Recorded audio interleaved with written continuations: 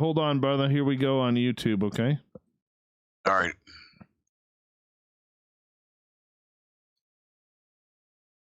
How we doing, YouTube? We're kicking off a brand new week here on Spaced Out Radio, hanging out with all of you as we get ready for a great show tonight. Yes, we are getting into the legend of Dogman and Anubis. Joedy Cook will be our guest here. He's actually listening in right now as I speak to all of you lovely people out there in YouTube land. Yes, I hope you all had a good weekend.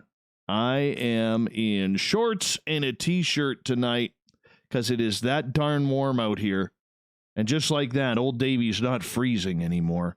I'm very happy about that. Very happy about it. And you know what? We have Joedy on a very, very special night here on Spaced Out Radio. I'll tell you that later. But it's a special night. It's an anniversary night here on the Mighty SOR. It's an anniversary night. Joedy, how you doing, man? Doing good. Doing good. How about yourself? Good, dude. You know what? I think this is the longest stretch that we have ever gone in between shows. And I'm going to tell you right now, I don't like it. I don't like it, man. Yeah, well, with everything going on, it's just, it's hard to, try and get things going. Very true. Yeah. Very true. Are you holding out okay? You and the family? Yeah, everybody's doing good. Everybody's doing good. I need a haircut, like really, really bad. I feel like, what's his name? Andy Garcia? Yeah. Or the guy from Grateful Dead. Jerry Garcia there, yeah. Jerry Garcia. Absolutely. Yeah. Absolutely. And, I need a haircut. My poor wife needs to get her eyebrows done because she looks like she's got caterpillars going on her eyes. Oh my God.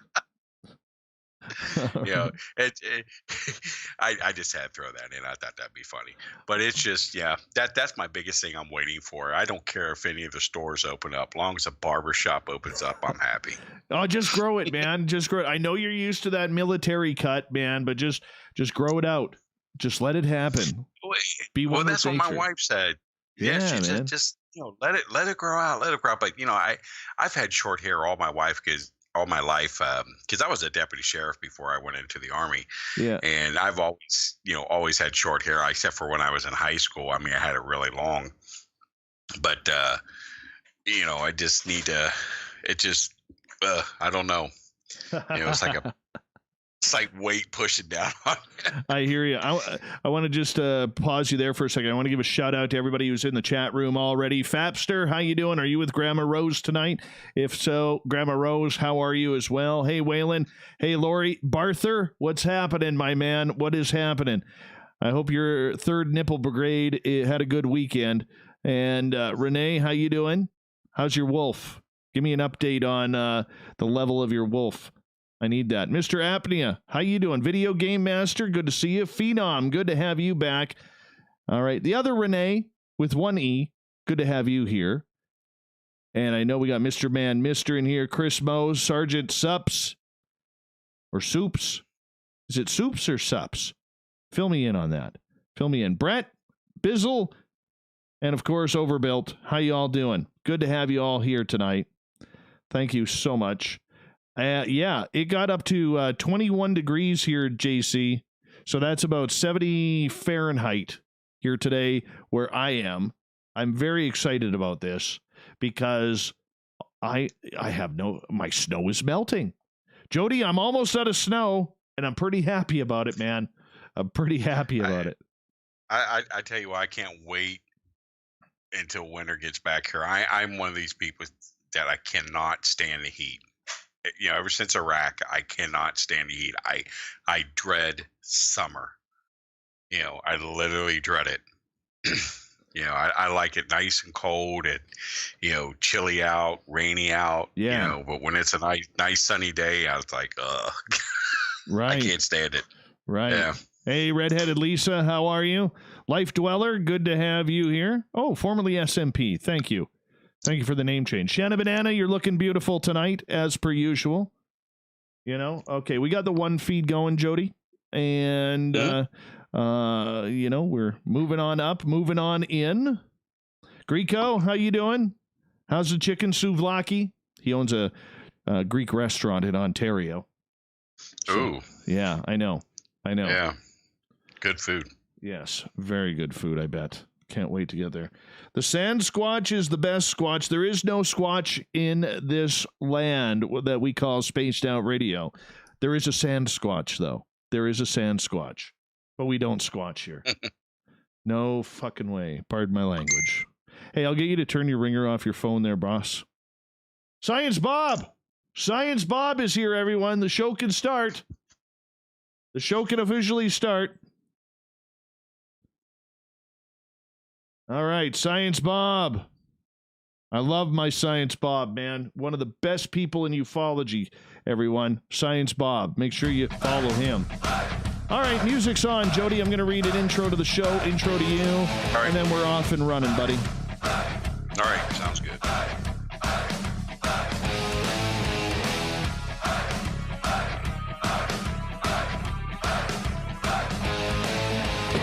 And here we go, my friend.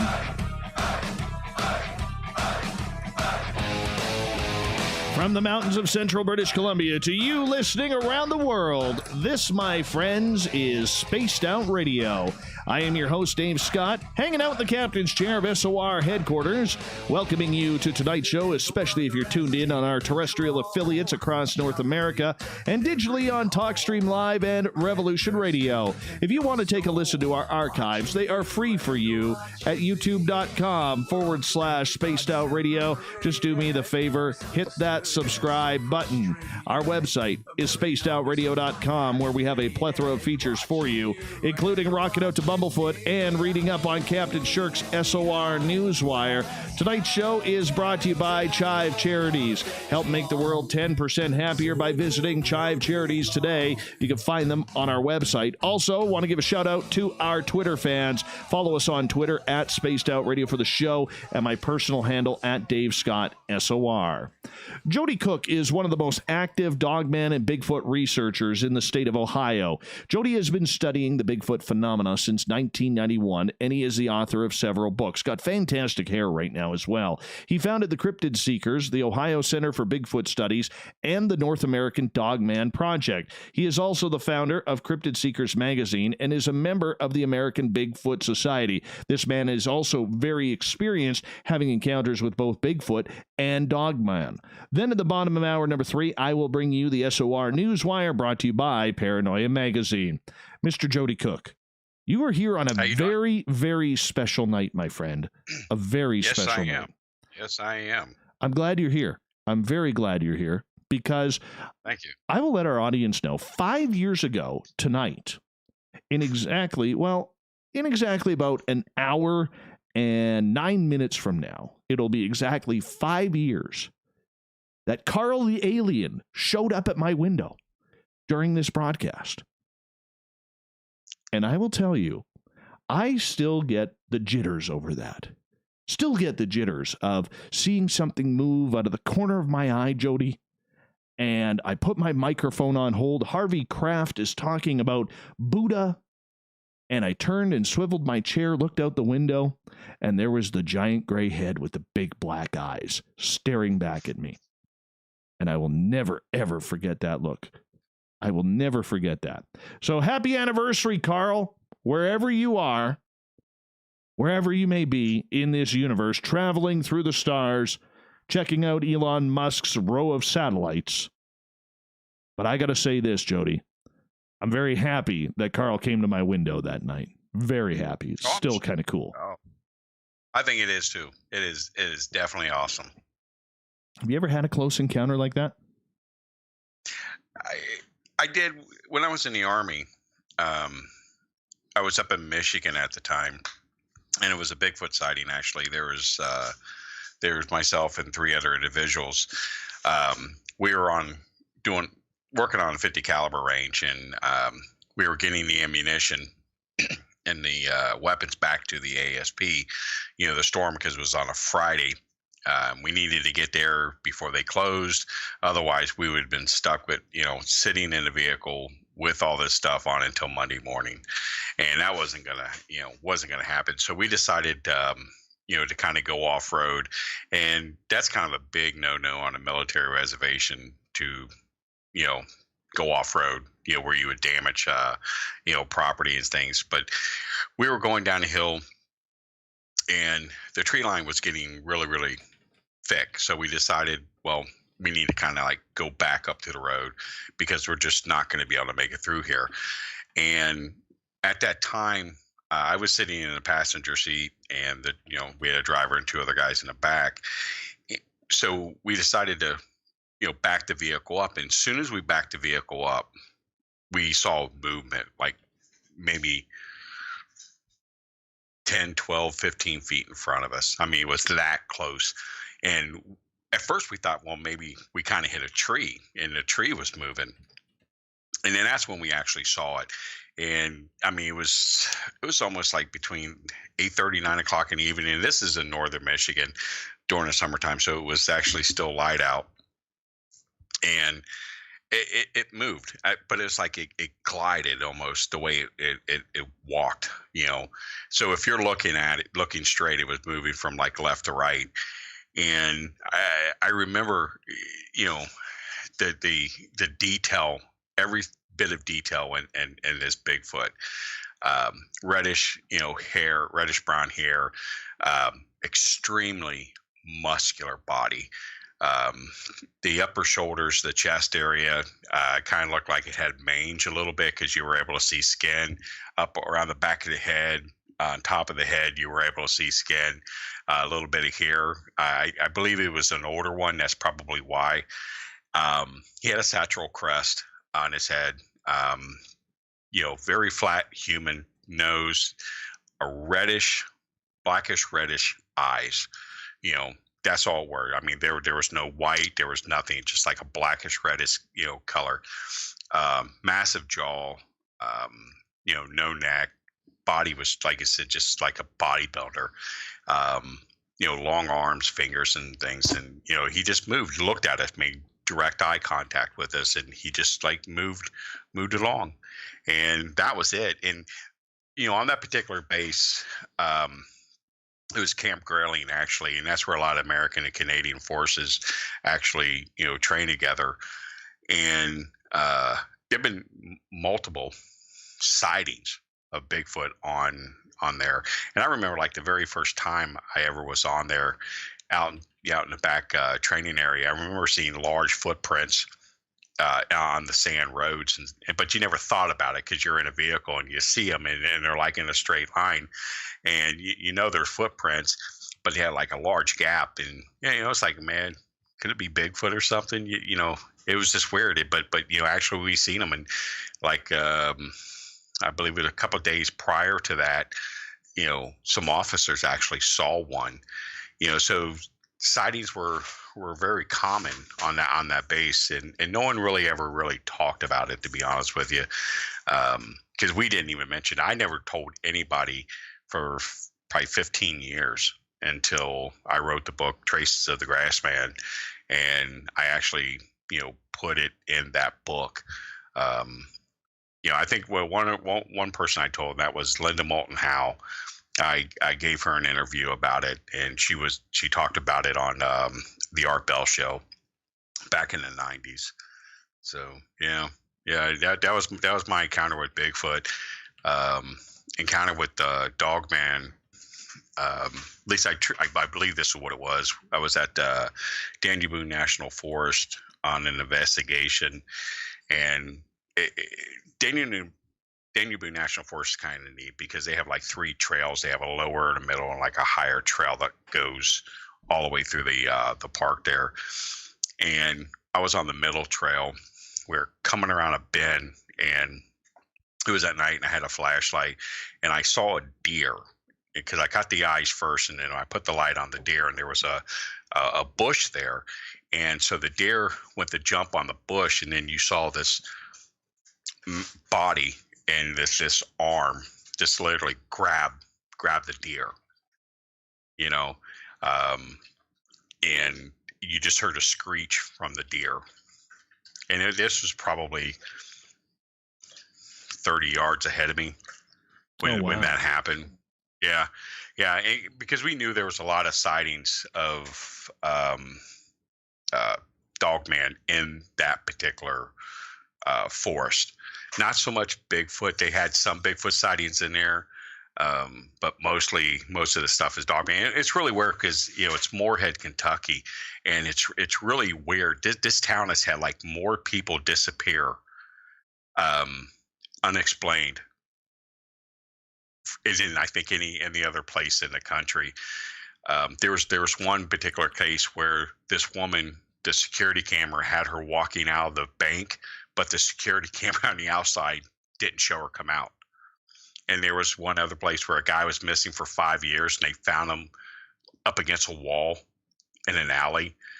I mean, just really, in we don't know if these people were abducted.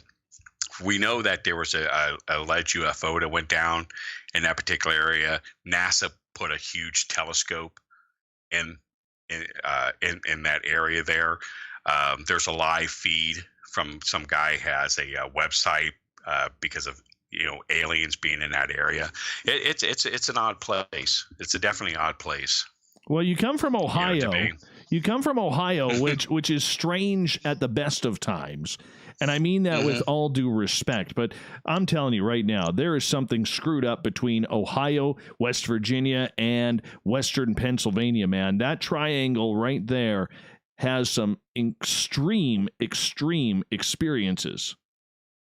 There's a lot. There's a lot of weird stuff that goes on between these three states. I mean, the amount of cryptid sightings, UFO sightings, the paranormal, just odd occurrences just in these areas is just unbelievable.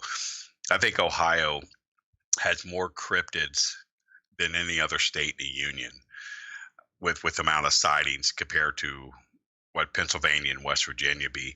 And like I said, there's just it's an odd feeling because a lot of people who say they come to Ohio, especially when they're around the Ohio, Pennsylvania, West Virginia area, there's just an odd feeling that they have.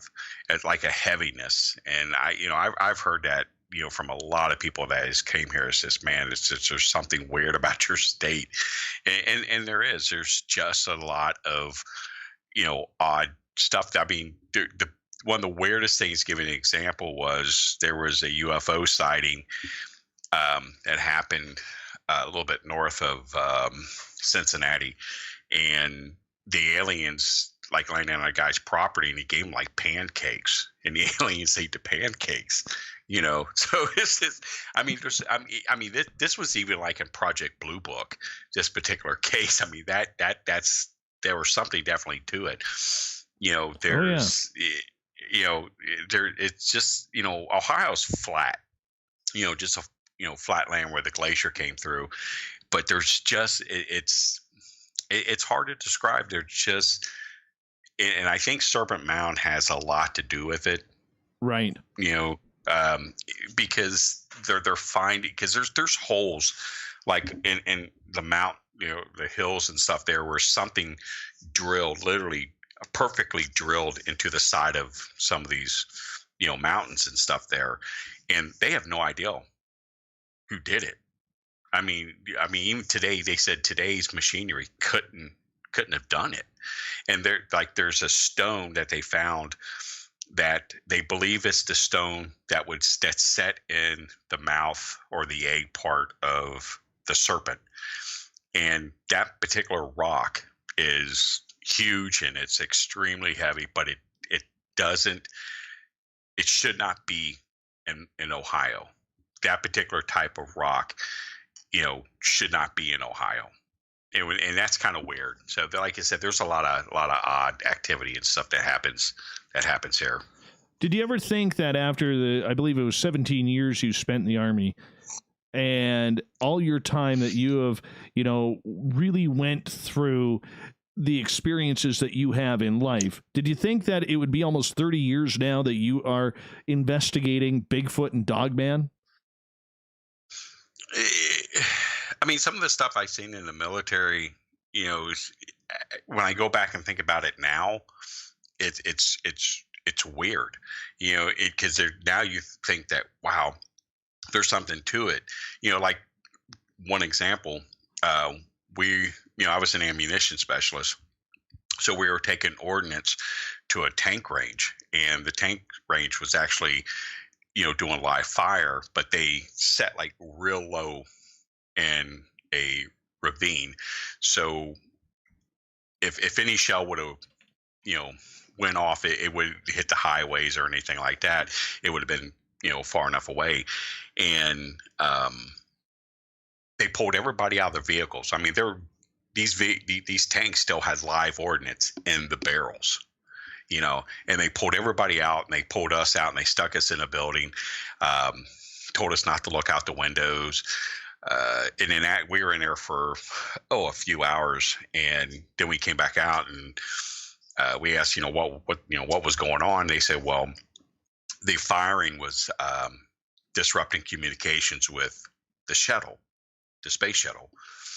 And it's like, well, no, there's no way, it would have disrupted any type of communication. And plus, the shuttle wasn't up at the time, so that was kind of odd. And so the following day, this was actually on a Friday, and Friday in Michigan, Grayling, Michigan, is when craziness happens. I kid you not.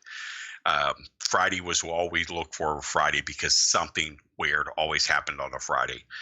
And so that Saturday we went in town, and I remember looking at one of the newspapers that talked about multiple UFO sightings on that Friday. So they were probably pulling us off range because there was heavy activity in the area, and they didn't want us to seem like we were aggressive.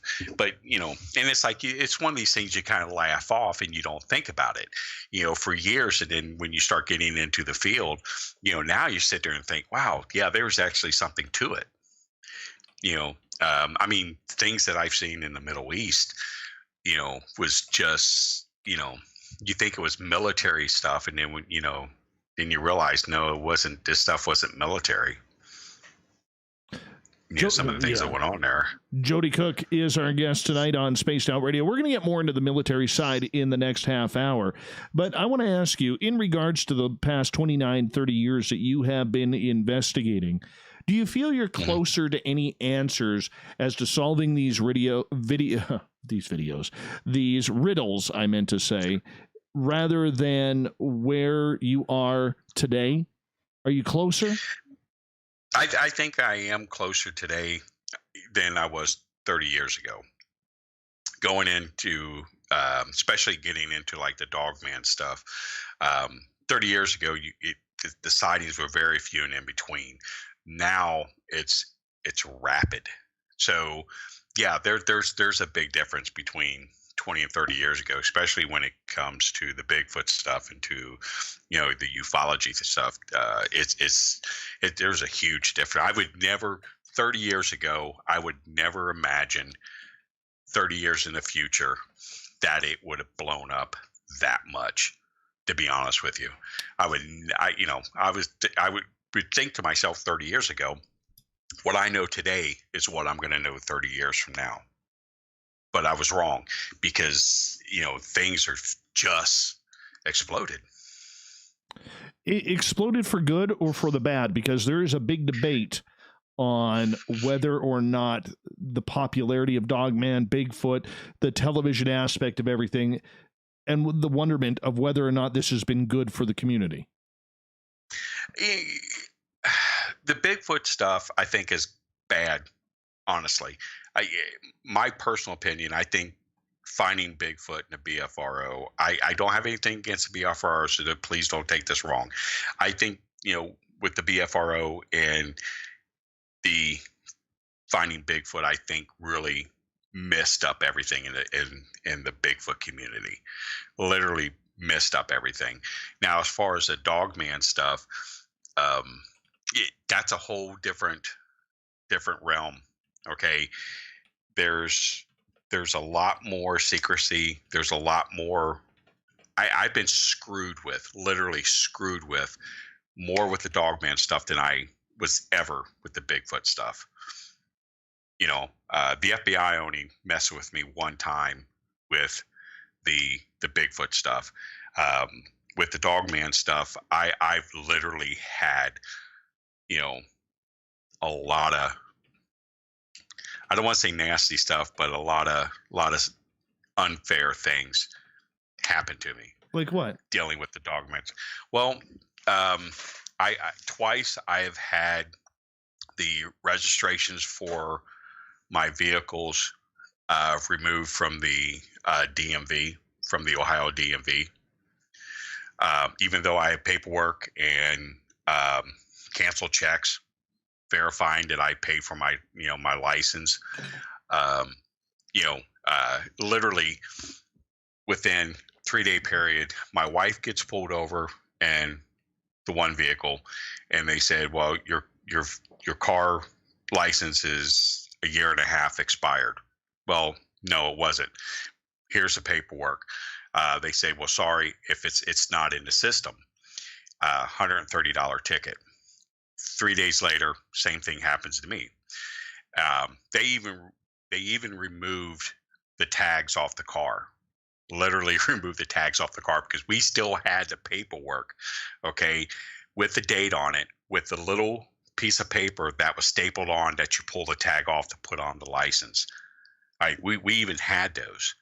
Okay, and I went to the DMV and I argued with this and went to court and I argued with it. And it's like, it's not in the system. It's like, how can this not be in the system? Here's an official piece of paper. And they done this twice to me. They stole my car. They literally stole my car and moved it down into a apartment complex. And the cop that actually did the investigation says, I saw that car with 2 other vehicles from the DNR this morning. That same car, because of your license plates, your military license plates. And they said, yeah, they were there with 2 vehicles from the DNR.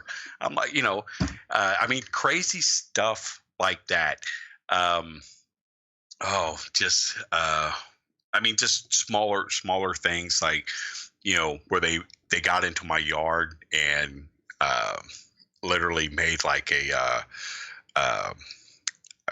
don't know how to describe it, a structure that I found in the field, and they made the same structure in my backyard. So who would have knew that? Okay. It's just weird little things. I had another guy from our team that was out in the field, and 2 guys came up to him and called him by his name, asking him what's he doing there, and threatening him. Wow. Yeah. One of our guys ran off the road. Just crazy things. And there's some other stuff with that has happened that I'm not getting into because it's with a particular person in law enforcement right now, and I can't get into it. But it's either the government, or it's the U.S. Forestry Service, or it's the DNR that's doing this. Because, like I said, there's just too many weird things there that are literally going on. It's like when we did our documentary on LBL, we had 26 DVDs literally come up missing out of the mail. 26 of them. Wow. Okay, Joedy, I'm going to get you to hold on right there because we are going to go to break here at the bottom of the hour. Dogman researcher, Bigfoot researcher, Joedy Cook, out of the beautiful state of Ohio, talking about Dogman. Yeah, is there a conspiracy around this creature? Let's find out next on Spaced Out Radio. All right, we're clear. Okay.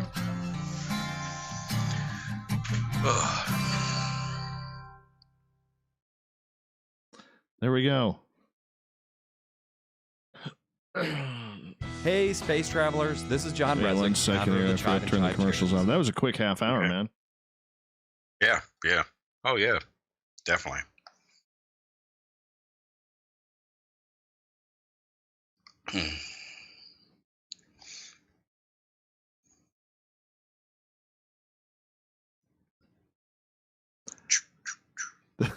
Dude, I mean, I just could not imagine. You know, like I've had a lot of people. Oh, yeah, 1 second here.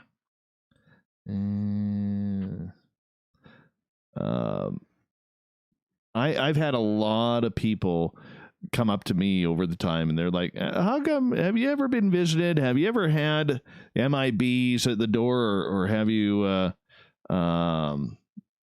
you know, been followed or anything like that?" I don't get anything good. I don't get anything good like that. I've been followed. I've actually been approached. I've actually been on my computer where somebody has actually took control of my computer, and these little windows would pop up and you would see all this cryptid language. You know, either they were pulling something off my computer or they were putting something on my computer. I mean, literally, that has happened twice to me. So I end up getting rid of that computer and destroying it because I, when hackers don't do that, okay, whoever did this, let me know that they were doing it, because they literally showed me they were doing it, and it's strange, our organization, we're the largest, and on planet Earth, and we get a lot of stuff from people who are in the military, a lot of law enforcement, things to that effect, and we've got stuff that we can't literally show, or certain stories and things like that, because people don't want it out there, because they know once it's out there, it's them. I mean, we literally had two individuals that we knew were government people coming into our organization and getting really, really up close and getting really, becoming friends, and you're communicating with them and you're talking with them, and then all of a sudden they're gone. Their Facebook history is gone. Their phones no longer work. We've had two guys like that has came into our organization, literally, that is totally disappeared off the face of the earth. I mean, everything about them on social media, Twitter, everything is completely erased. But what's the purpose? I mean, it's Dogman. I mean, it's not like you're giving away government secrets in regards to military black projects. No, you have to understand that this is an apex predator. Okay, my opinion. Okay, that the dogman that is on our Earth are hybrids. Okay, from what we're gathering from people we've talked to in the military, people we've talked in ufology, just going back, doing research on history, things to that effect, that there most likely is a canine species of alien, okay, where these particular species, they're predators, and they go from planet to planet to hunt. And when they're here on Earth, I'm not talking like present, but maybe 100 years ago, 200 years ago, they mated with wolves, and most likely that's what we have dogman today. Now, that's a theory. That's one theory. Okay. The other theory is that, these particular, creatures were actually, a thriving species that were able to communicate with one another, but somewhat communicate with man. Now, we know this in the Middle East, that there was tribes of dog-headed men in Mesopotamia, which is now modern day Iraq, that would literally trade with humans. And we know this through Greek mythology, Egyptian mythology, Viking mythology.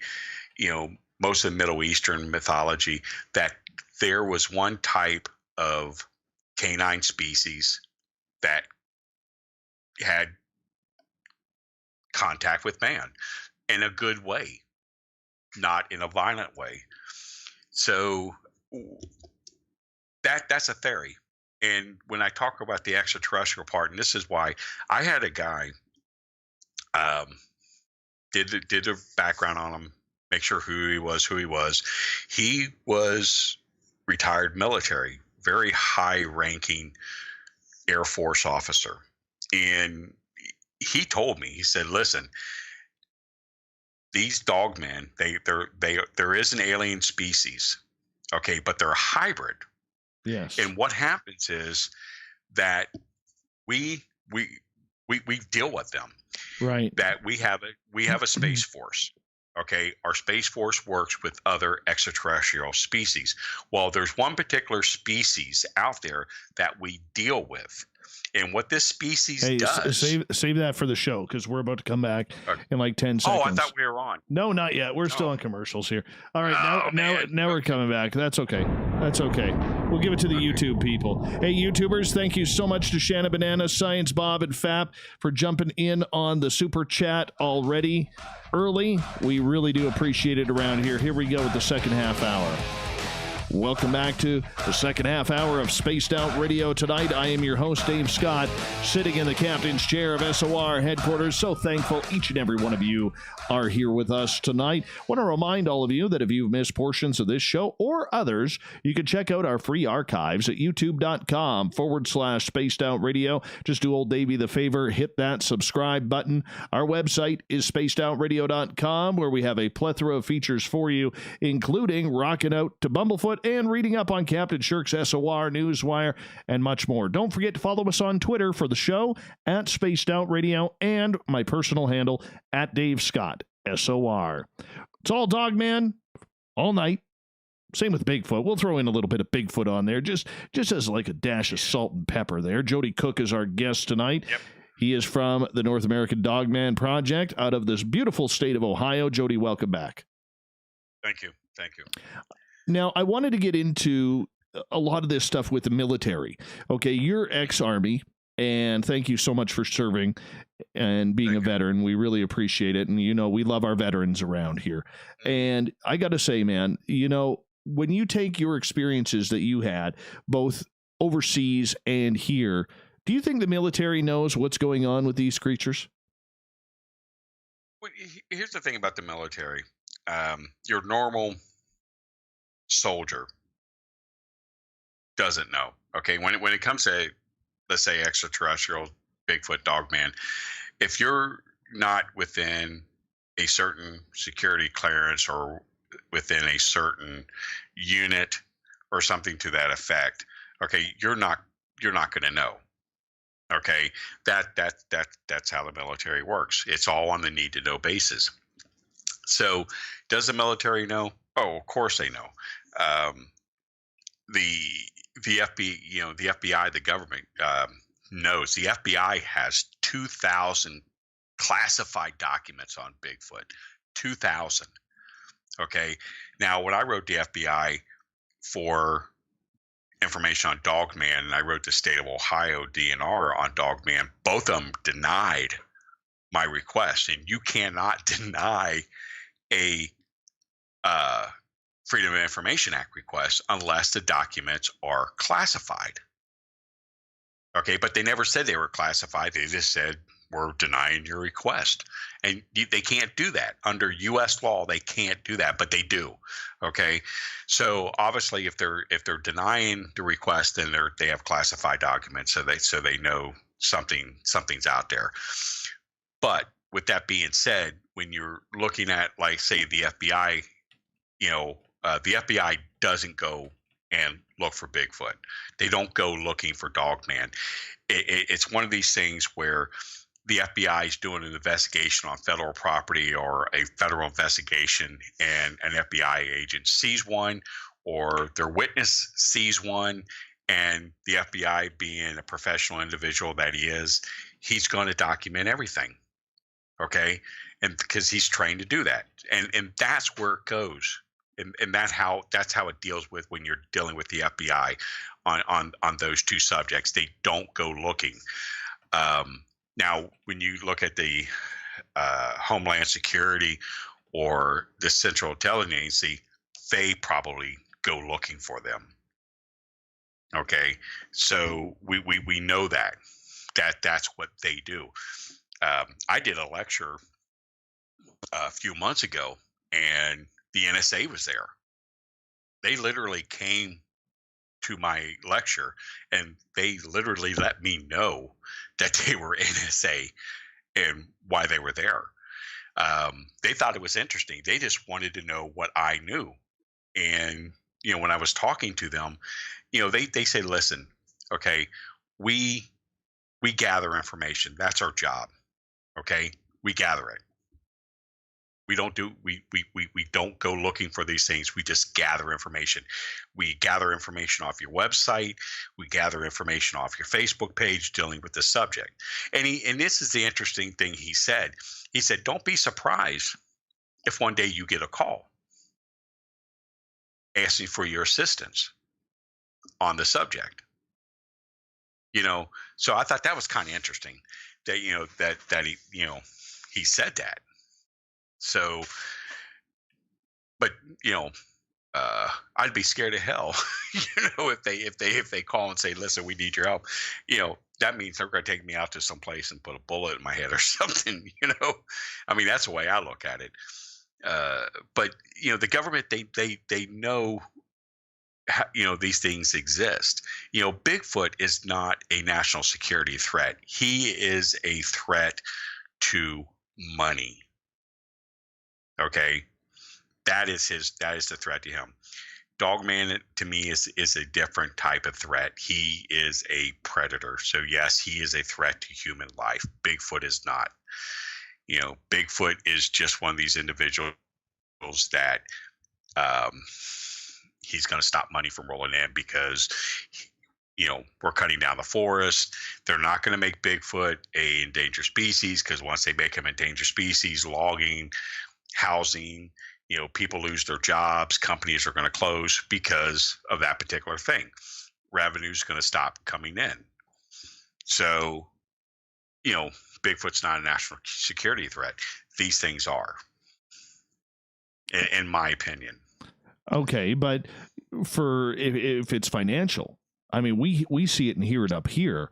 I'm right in a logging community, and I know there are loggers up here who have been told to shut up and don't say a thing about what's happening, because if the government or the scientists go in there to investigate that there is an anomalous creature there, they will shut down that logging area. And that's, each logging area is valued at anywhere between $1 million and $5 million.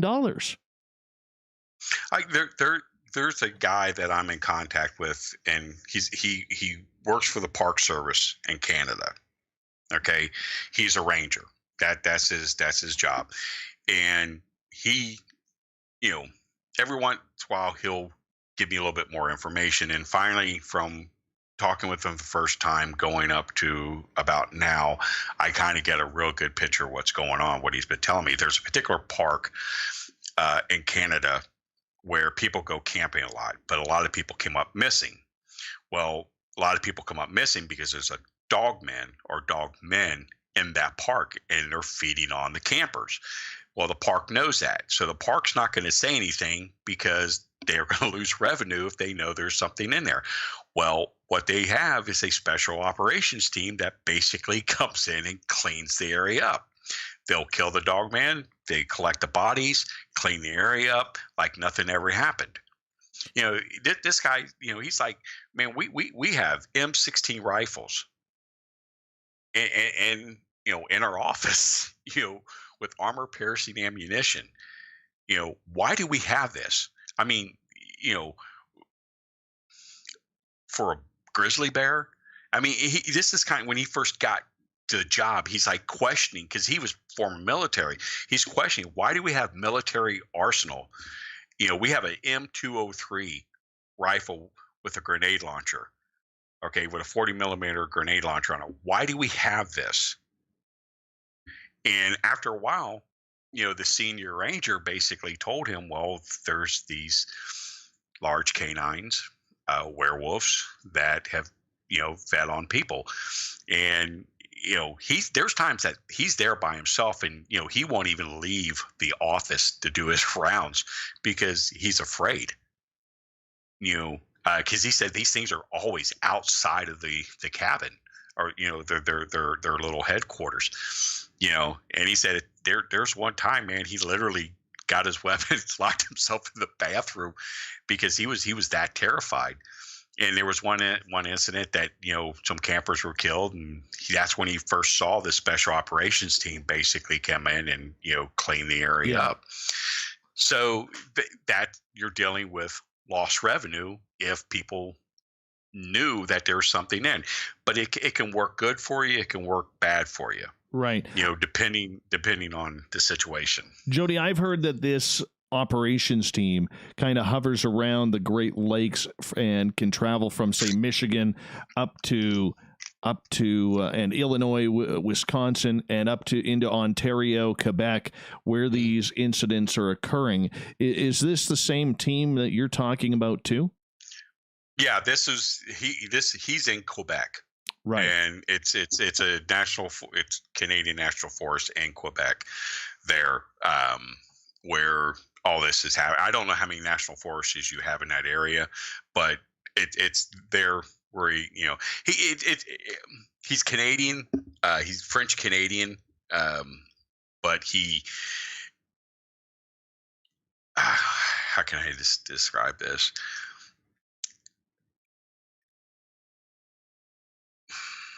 I can't really get into it. Well, no, I mean, you don't have to give up his identity or anything like that. But I mean, the fact is, this isn't the first time I've heard about this alleged dogman assassin team that is out there hunting these creatures, and they cover it up with drownings or bears or something along those lines. And I find that very, very intriguing. Now, I want to ask, in regards to dogman, what is the difference between a dogman and a werewolf? Well, a werewolf is a person that transforms from one organism to a second organism. And I don't believe in transformation. Our organization don't believe in it because it just doesn't happen. It can't. I mean, it would literally kill a person. The transformation would. Your bones would have to literally be cartilage in order for something to do that. Now, in their mind, that's a different situation. But a dogman is a canine species that's capable of being bipedal and being a quadruped on all fours. Okay, so he's able to move on both ways, and he's much larger than a typical wolf. His front paws are actually, more human, and I actually have a really good front paw print that we had. We actually had a sighting. They built this park across the street from my home. Okay, and they left part of it as the woods, and there was a sighting actually in that park, and it's kind of really how this came into circle is kind of odd, and I want to tell you this story before I go back to your question, sure, because this kind of answers your question a little bit. Now this sighting, they saw this thing go from all fours onto two legs, and it came at them on two legs and went back on all fours. Well, they were friends with the lady that runs the Historical Society, which I know, and that's how I got the story. So I got the prints over in the area, and it's literally it's like a front finger handprint. It's really odd, but we've had sightings in this particular area going all the way back to the 1930s, because they built a fountain, in our community that has a Native American on top, and on each side of the fountain is a werewolf's head. It's not a wolf. It's a werewolf. It's a werewolf's head on each side of the fountain. So after I had, gotten the tracks for like a week, we had heavy police presence. And I have a 150-pound male German Shepherd. He is huge. He's muscle. And there's times we walk out and he won't even leave the yard and won't even let me go any further. And he would just like literally stare like there was something there. He did this for like a week after I got these casts. He would not walk in the morning. He would not walk in the evenings. He would just, and literally would look out the window. Okay. And he never does that. For like this whole week, and it is really weird. And here's the weird thing. When my car got stolen, now when my dog sees anybody walking down the street, he goes ape crap. He was sitting, looking out the window, and I was in the kitchen. I came out, and he's laying on the floor, literally laying on the floor, curled up. That when my car got stolen, so they did something to my dog to keep him from going off. That literally put him off the couch and made him cower on the floor. Okay, and the only time I ever seen my dog do this was when we had these sightings in the neighborhood of a dog man. But to get back to your question, what I wanted to relate this all to is that these things are able to move on all fours, but they spend most of their time on two legs when it comes to hunting, when it comes to letting you know that they're there. And I think they go up on two legs in order to let you see their height, to see their structures as an intimidation. Right. So with that intimidation and the fact that this creature just seems to be more pissed off than a house cat, all right, why is this creature so dangerous? Why is there real concern about this creature? And more importantly, as we got just about 4 minutes to go here before we go to break at the top of the hour, why are we seeing an expansion of its territory over the last couple of years? I think the population is growing. That's the biggest thing. The population is starting to grow. The food source, for one, especially in Ohio, Pennsylvania, and West Virginia, we have some of the largest deer populations in anywhere in this, United States. The largest amount of roadkill. So the food source is there. So as long as the food source is there, they're able to get stronger. Then they can, mate and have more offsprings where they can feed the offsprings. And I think that's why they're just from 30 years ago, having hardly any other sighting compared to now. Because I'm going through looking at all my reports that I did back in the 80s and 90s of these Bigfoot that had snouts or high pointed ears or backward style legs, and I'm thinking, well, these are dogmen they were seeing. These weren't Bigfoot. So I think that's why the population's growing. And actually the Bigfoot is going down. And that's what's weird. The sightings of Bigfoot in certain parts of the country are going down. Dogman sightings are going up. Is there a difference in a dogman sighting comparatively to a Bigfoot sighting? And the reason why I ask that is because so many people that I have talked to who have felt they've been around this situation. It's funny because my buddy Mikey just jumped into the chat room and he was talking to a gentleman who's a trapper in our area. And he had encountered Bigfoot. He had encountered, his dogs had encountered cougars and grizzly bears, everything that can kill you in our wild up here. But when this one creature was around, they never saw it, but they heard it. The dogs wouldn't even leave the patio to step onto the grass to go to the bathroom. They would not leave the patio. Exactly. So what kind of energy is this creature giving off to put this fear of God into everyone or everything that comes around it? A lot being, like I said, it's a apex predator. This thing, I think with predators, I think this thing puts off a scent or it puts off something.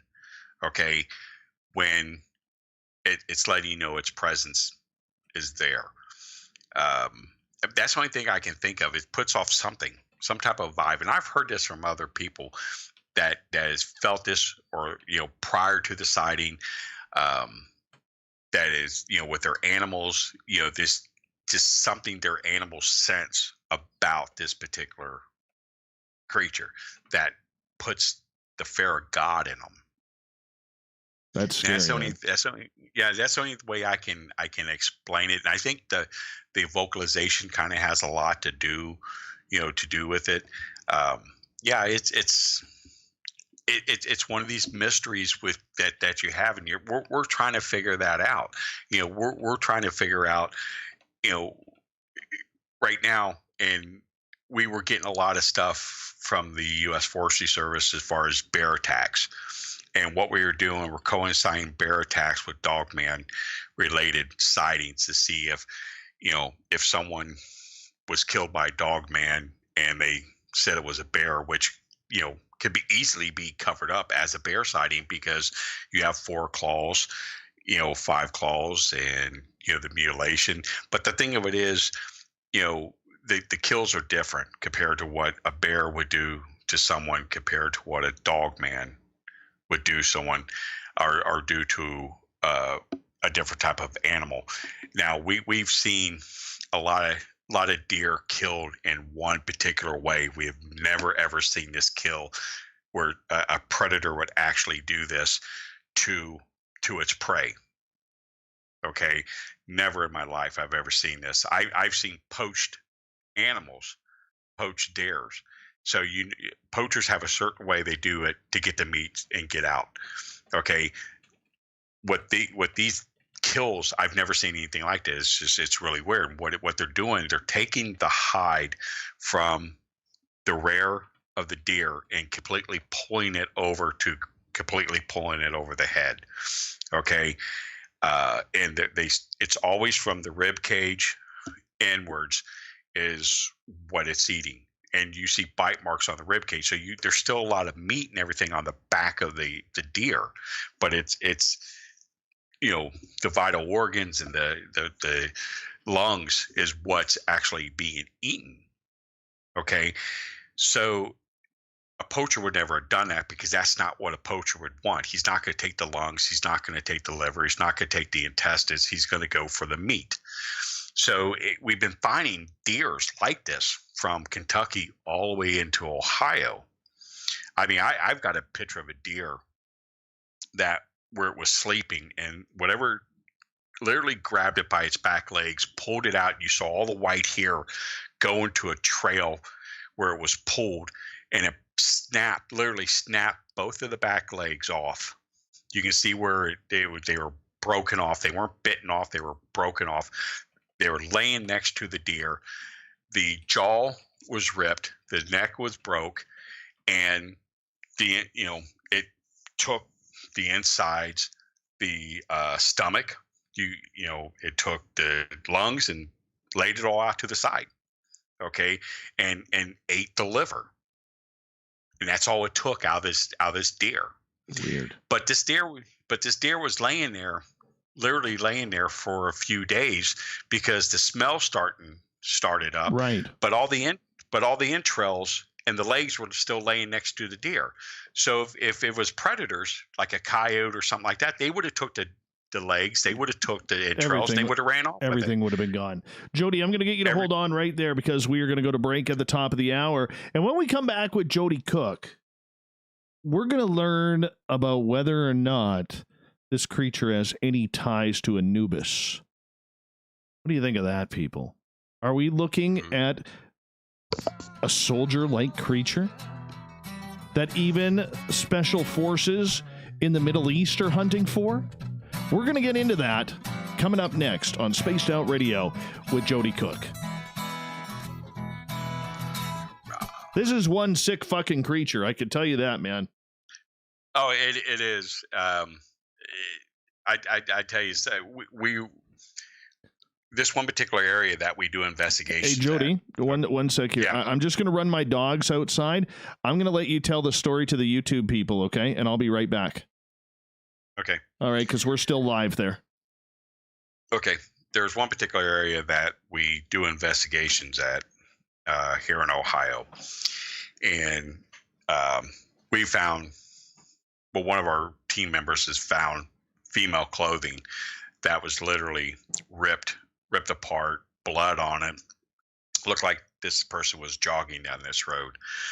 So this particular area, we've had, a lot of sightings, and the local police department actually ended up building a facility right there in the middle of the research area. Okay, no, there's absolutely no reason why this facility would be there. They have cameras all over the place, and something ripped the head off a deer and put it on the post. And for a year, literally from a year from when we took the picture the first time in September to this past September, it was still on that post, literally on that post. And if we know the DNR is in that area because part of the land belongs to the DNR. Well, DNR would have moved it. So obviously they didn't move it. And there was a reason why they didn't move it, I suppose. But it seems to be like everything's happening on one side of the road. And the animal tracks, you see all the animal tracks on the right side of the road. You'll see all the deer tracks. You'll see all the coyote tracks, the bobcat tracks. We even seen a snake sliver up through there. The birds, they all seem to stay on the opposite side of the road, away from the one side of the road where a lot of the activity is taking place, which is really odd. But if any of you are interested on seeing the picture of the deer head that was on the post, you can contact me on Facebook, and I'll be happy to send it to you, let you take a look at it. Or I'll give it to Dave, and Dave can Dave can go ahead and post a picture. But this particular area has had sightings going all the way back to the 70s, where they called it the Butter Street Monster, because Butter Street was actually like the first street that was built in this farming community that kind of went deep into the woods. Okay. And this particular creature was always seen on this street at night. They would hear it, the howls. They described it as a werewolf, but they called it the Butter Street Monster. But now they call it the Germantown Werewolf. So it has history going all the way back to the 70s in this particular area. A lot of people have seen it. We have talked to police officers that have seen it. Ohio, if you don't know much about Ohio, we're a farming community. Corn is one of the biggest things, pork and dairy. So it's completely flat. The populations of Ohio is around the big cities. So if you ever drive up 71 or 75, it's all farmland on the left and on the right until you start getting into the smaller towns and the cities and things like that. But other than that, like you said, it's farmer communities. So these things travel and hide along the cornfields for some particular reason. I don't know if it's shelter or if it's security for them when it goes to moving. People don't see them, but we've had a tremendous amount of sightings of these things coming and going through cornfields. And actually Wisconsin is the same thing, where their version of the dogman is moving from area to area and the cornfields. So we're getting a lot of this. It's the sightings are ramping up. We have one of our team members has actually had several encounters with this thing, because he lives up there, and he's actually moved from one particular house because the amount of sightings this thing he has had on his property, watching him, and is basically came to his new property and starting to harass him at that property. And he just recently had a friend stay with him, and the friend decided, the house was kind of too warm, so he decided he's going to go sleep out into a car, roll the windows down, and he said one was looking in his window of his vehicle. Gosh. Why one was standing on the front porch, so it's like, dude, you got to get cameras up. I mean, these things are, following you, and they're following you for a reason. I think what these things, once they get your scent, they track you and they harass you. And this is basically what happened to me, I believe, with the sighting that we've had, over in this park. This thing's is in the community here. Because like I said, my dog senses this thing. And like I said, I've got a 150-pound German Shepherd male, 5 years old. He's not afraid of nothing. I am not kidding. He is not afraid of anything. And whatever was in the neighborhood for a week, because when my wife would leave for work at 5 o'clock, I would always take him out for a walk. But like I said, he wouldn't even leave the yard. He wouldn't move out of my way. He wouldn't let me pull him, and I would try to pull him and he wouldn't go. He would basically urinate in the front yard. And even in the evenings, he wouldn't even go out to our backyard, which is, fenced, unless I was there with him. Interesting. Yeah, I've never seen him act like this before. Right. Okay, Joedy, we're just into our final 30 seconds here, and thank you for sharing those stories with our audience.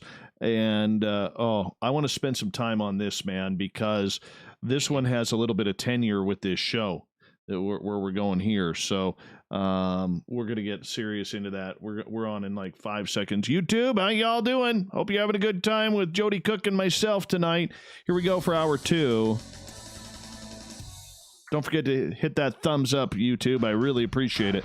You're listening to Spaced Out Radio with Dave Music's Scott. on, Joe. Follow Dave on Twitter at Spaced Out Radio and on Facebook, Spaced Out Radio Show. Hour number 2 of Spaced Out Radio is underway tonight. I am your host, Dave Scott. Thank you so much for joining us. Really appreciate you taking the time. We welcome back everyone listening in on our terrestrial affiliates around the continent and on the digital side on TalkStream Live and Revolution Radio. Remember, you can check out all of our archives for free at youtube.com/Spaced Out Radio. Just do old Davey the favor, hit that subscribe button. The Desert Clam has set the password for tonight in the SOR Space Travelers Club. Galuptious. Galuptious is your password. Use it wisely, space travelers, as the Clam sets a password each and every night right here on Spaced Out Radio. Our website is spacedoutradio.com, where we have a plethora of features for you, including rocking out to Bumblefoot and reading up on Captain Shirk's SOR Newswire. Do not forget, you can follow us on Twitter at Spaced Out Radio for the show, and my personal handle at Dave Scott SOR. We're talking Dogman tonight on Spaced Out Radio. Our guest is Joedy Cook, who is one of the best investigators and researchers on this topic in North America, if not the world. And Joedy, we welcome you back. Thank you so much for being with us. Thank you. I want to ask you, man, about 2 times ago when you were on this show, this would have been going back, I believe, in 2019, 2018. All right. You got into a topic about these Anubis-like creatures in Brazil. And then that led to a number of emails, real ominous type emails that you got from people regarding their encounters overseas. I'm going to let you go back in history a little bit with that. What was happening in Brazil, and how did you learn about that? Because it ends up talking into a bar with a gentleman in somewhere at a conference. It's just an intriguing story. Actually, it was Honduras was where it happened. I was speaking at a paranormal conference, and they wanted a cryptid person there, so they had me in there. So the hotel where the conference took place had a really nice restaurant and bar in it, and so everybody went in after the conference died down and everything, went to getting something to eat, and there was a guy that was staying there at the hotel, and I ended up going up to the bar to get something to drink, and the guy, asked me, what's going on here, and I told him, it was a paranormal conference and stuff, and he said like ghosts and stuff, and I said yeah, and we were just kind of talking a little bit about that, and he goes, "Are you a ghost hunter?" And I go, "No, I do dogman research, I do Bigfoot research and stuff," and he's asked me about dogman. What's dogman? I know what Bigfoot is. What's dogman? And I explained to him.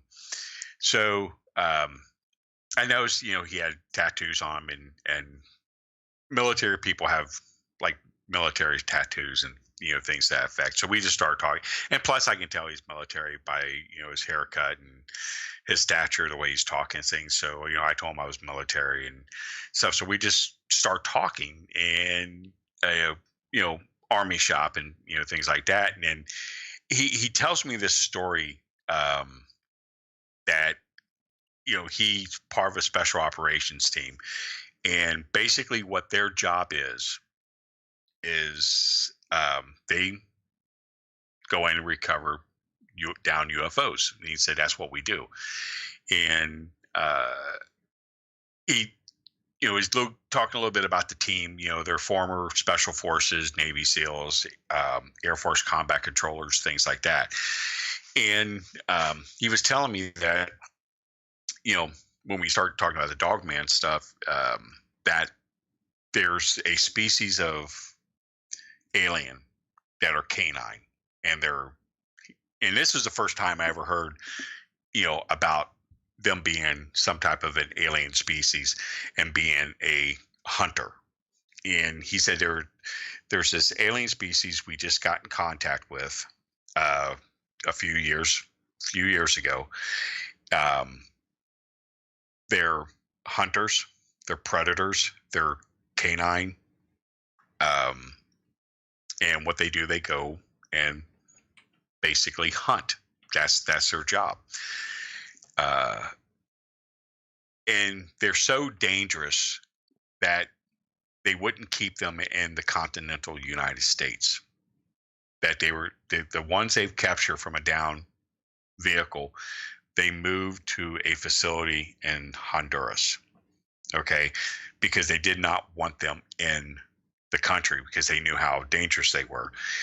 So they end up getting out of this facility, taking the facility over. Now, when he talked about them, he described them, they're very canine looking. He just imagine a human body, covered with hair, dog style legs, and a head like a wolf, but much larger and more deadlier. He said, this is what these things look like. They look literally like your dog, is the way he described them. But they're extremely dangerous, but they wore a body armor. And the way he described it was kind of like how like a halo type body armor, and they got out of the facility. They killed people in the facility, got out, and started to kill people in a small village. So they had to go down there and take care of the situation and either capture or kill them. So they end up killing them. But he talked about that they had to have a particular type of weapon in order to pierce their armor in order to kill them. And but he said they're extremely intelligent, but they didn't have common sense. Like he said, for example, when we would fire at them, they could obviously move for cover, but they didn't. Either they were brave warriors or they were just too stupid to run for cover. And he talked about that, but they ended up killing. But he said when they killed them, they made like a really horrendous scream when they killed them. So, and he was telling me a story, and I talked to him a few times after that, and we became friends. And I haven't heard anything from him for years, so I've actually tried to reach out to him. So I don't know whatever happened to him. So that was kind of an odd story, and it's one of those things you're like, oh, okay, that's cool. But I think about a year after that, I did a conference with Linda Goffrey, and I remember Linda Goffrey telling me, because I told her the story, and she was telling me, well, she heard something very similar to that from her contact, and her contact and my contact was not the same person. So, we had two viable stories that dealt with the same location almost exactly to the way it happened. Okay. Interesting. So I did this story, I think, with you on the first time. And then I started getting people, US and Canadian, reaching out saying, hey, we've had these incidents happen, with these creatures. And one particular one was, US soldiers in Afghanistan in the Kandahar Valley were on a mission looking for another unit that they lost and had lost contact with, so they had to go out and look for them. And this is the mountain area. So the team was breaking off. They were kind of breaking off into like twos, which is kind of really unheard of, because normally a unit stays together. But for some particular reason, I guess to get more ground, they started to break off into twos. And what happened was they were going up a hill. Well, the one guy heard something, so he stayed in place. The other one moved forward up the hill. And when he got up to the top, so he was able to see, because they heard a scream. And so what he was able to see, that he said there was two insurgents that were already dead on the ground, and one that was standing there. And he said these two werewolves wearing body armor had this insurgent, and the one had a sword, and he said it kind of looked like the sword from the Scorpion King, is the way he described it. It was kind of like a sickle almost. And he said he went down and like literally chopped this guy in two from the shoulder going down. Okay. And he's watching this, and he said they start like sniffing in the ear, like they knew he was there. And the one, they were standing next to each other, and he said the one kind of like patted the other one's hand back to back, and they moved on. And he said there was a blue flash after that. Okay, that was his encounter. I had another encounter from a soldier in Afghanistan that literally they were on patrol, and at first he saw a blue flash. Okay, and he asked the other guys, hey, did you see the flash? And this is the newer story I just got for the last time I talked to you. And the other guy's like, no, we didn't see anything. So they're moving, and a patrol line, and he's got the rear, and he keeps looking back because he didn't know what the blue flash was. And then out of like the corner of his eyes, he sees something moved. Okay, and it, like he said, it was a werewolf or dog wearing body armor, kind of like came out from behind this rock, and they looked at each other, literally like looked at each other, and it started to like snarl a little bit where the teeth, where he was showing his teeth. And he's like looking at this thing, and he goes, I'm shaking, because this is odd. And one of his guys yelled, said, come on, get back up here. And he turned, looked at them, and he turned back, and it was gone. So that was the latest story that we got out of Afghanistan from a guy, which I thought was kind of really, really odd. But they're all talking about the same, the same type of, body armor that these things are wearing. So I had this Canadian soldier who was this all took place in the Kandahar Valley also. And they're in a position in a like a ravine. Okay. And he has an M203. The other guys have saws, which is a, machine gun. And there's like this building has this like wall, and when it goes down, it kind of like more or less goes out of the town into like, the desert area. So these children started to scream, and they're like, the children are running, okay, and then the dogs are running after the children. Well, they're thinking these dogs are going after children to eat, so they start firing on the dogs to save the children, but the dogs end up passing the children.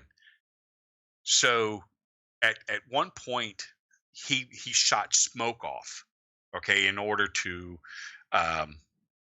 get the dogs away from the children, so where the dogs couldn't see the children. And then he said, here comes this werewolf, okay, it way described, it looked like Anubis, comes walking out of the smoke, and it's wearing like a cloth, kind of like a pharaoh's cloth is the way he described it. And it sees them, and he said they opened up on it and it didn't do anything to it. But he said it was like Anubis. It's the way the Canadian soldier described it. That's insane. Which was yeah. And let me finish this story I was telling when the radio people went on break. Well, I had this Air Force, high-ranking Air Force officer tell me this story. He contacted us. He said, the dogmen, he said they're hybrids. Okay, they're hybrids that were created by an alien species. He says, we have a space force. We, deal with other alien species. We're friends with other alien species. But there's one particular alien species that we keep our eyes on. How can I explain this? They trust them, but they don't trust them. Okay, because they have their own agenda. And he said, I've seen these. I was on their ship, and I've seen these things. He said what they do was they were on the ship, and he said a door opens up, and then there's this big, huge open hangar area on the ship. And he says, here's all these werewolves wearing body armor. They all look the same, all lined up. He said they probably were 1,000 of them on this ship. And he says what this alien species does was they'll take these dogmen to a planet, drop them off. They will come and they will attack the people or the inhabitants on that planet and create havoc. They come in and save them from the dogmen, and then they take control of the planet because they get the people to trust them, and they end up infiltrating their government, infiltrating their structures, and end up taking control of the population or the planet. So that's why I guess we keep track of them, but it doesn't give an answer to why, if these things are here on planet Earth, why are they here? Why is our government letting them have it if this particular species is out there? But here's the thing that he said, the one thing that fears a lot of these alien species about humans, that even though their technology and weaponry are much better than ours, it's just we're a violent race of people. Okay, they know that when it comes to saving our planet, if there's one human alive, that one human alive will take on 10,000 till he's dead. Okay, and how can you defeat an enemy that's willing to sacrifice everything? Okay, and it's just most alien species, they surrender. Humans, they know they won't do that. Humans will fight to the very, very end. If that means that you're the last person, you will fight. And this is what he's explaining.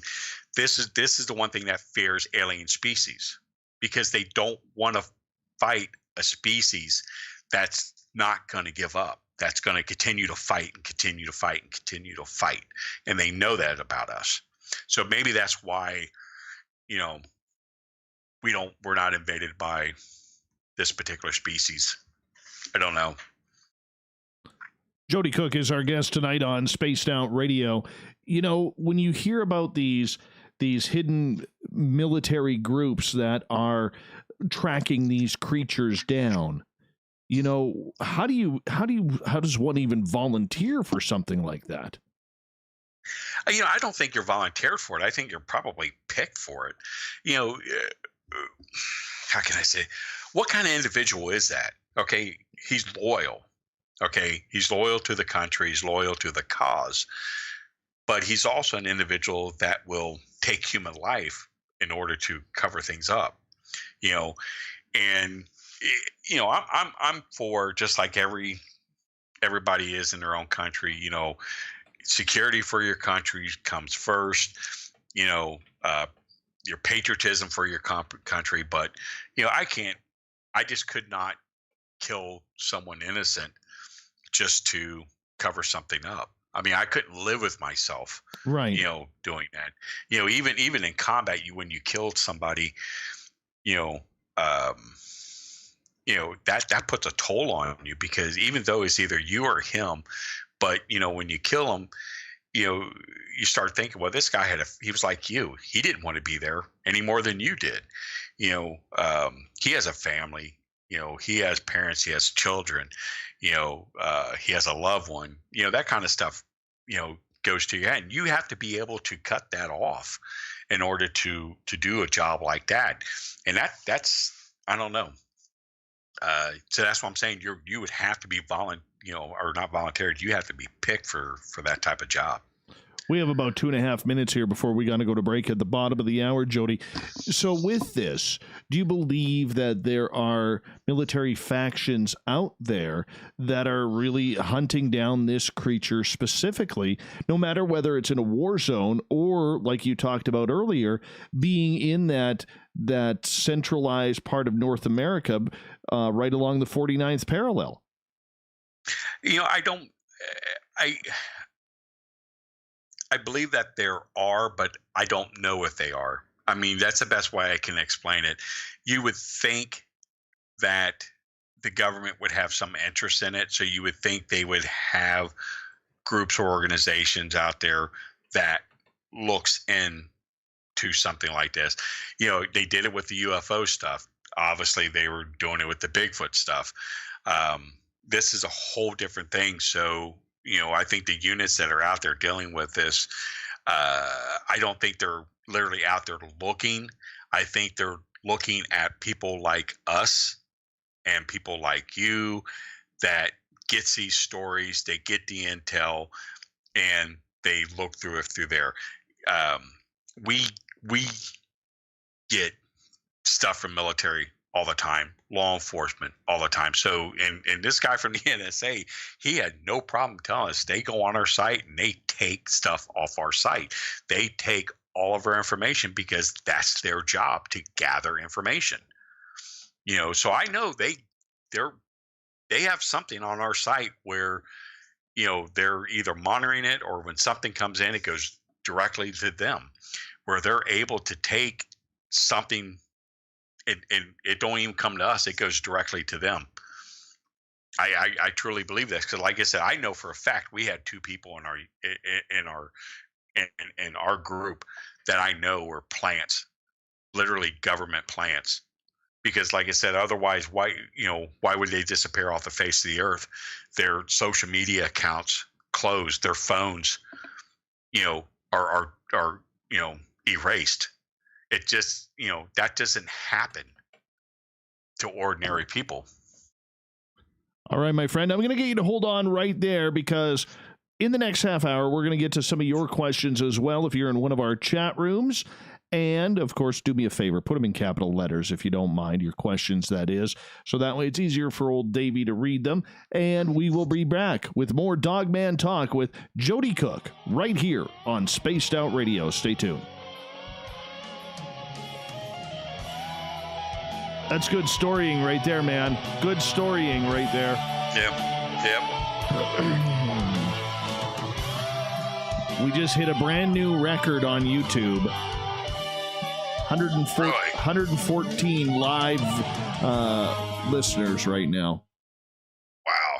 That's cool. Yeah, we That's beat the cool. record by one. We beat the record by one. We're adding to the entertainment online for Spaced Out That's Radio. good stuff. That's good stuff. Congratulations, YouTube. We set a new record here. Set a new record. Let's all have a little clap here. Oh, that makes me feel good. Makes me feel good. All right. Yeah, we'll get to some audience questions next.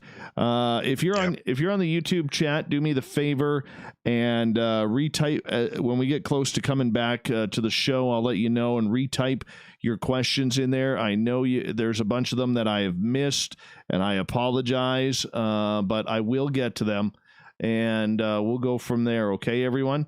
It'll just make life a lot easier for me. So let's do it that way, if you don't mind. I don't want them right now because by the time the show starts in like another 5.5 minutes or so, we're going to be, way past them in the chat room. But yeah, that's good stuff there, Joedy Cook. Good stuff as per usual, buddy. Thank you.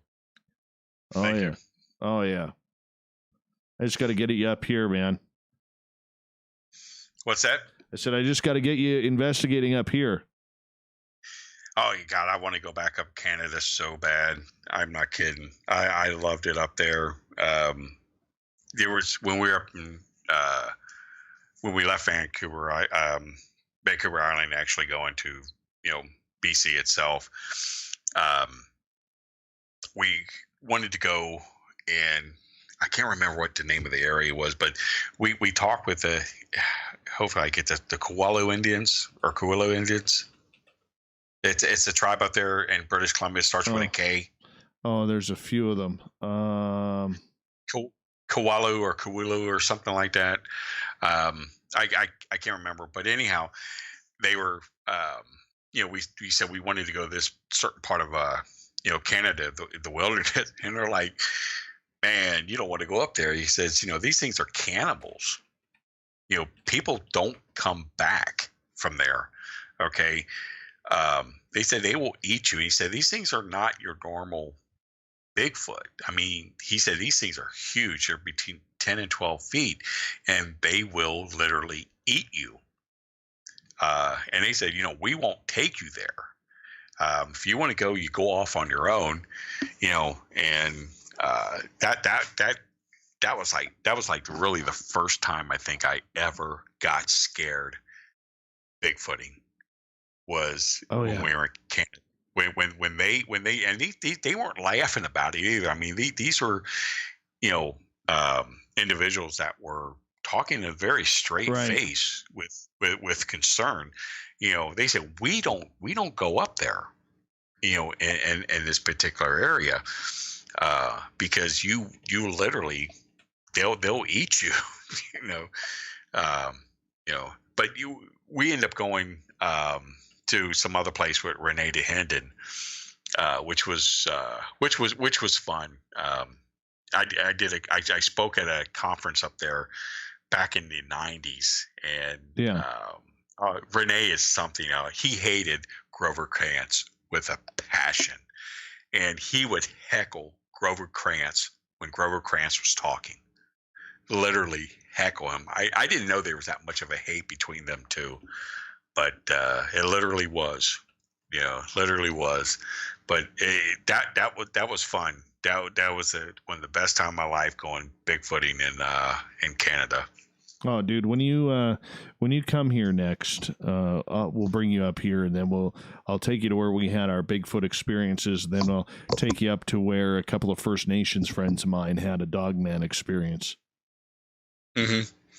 That's interesting. Yeah, definitely. The Native American culture, which they don't speak a whole lot about dogman, and I don't think it's because they didn't see it or anything like that. Mm-hmm. But there was just I think it was like a taboo thing. To give you an example, it's like the Shawnee that's here, and our area. We have the Cherokee and we have the Shawnee. Yes. The Shawnee, when it comes to Bigfoot, they won't talk about it to the white man because they feel that the the white man is evil. If they talk about it, if the white man talks about it, it brings it out. Okay, and then it's something they have to deal with. Yes. Okay, and it's something they don't want to deal with. But it's I think a lot of Native American cultures, even U.S. and Canada,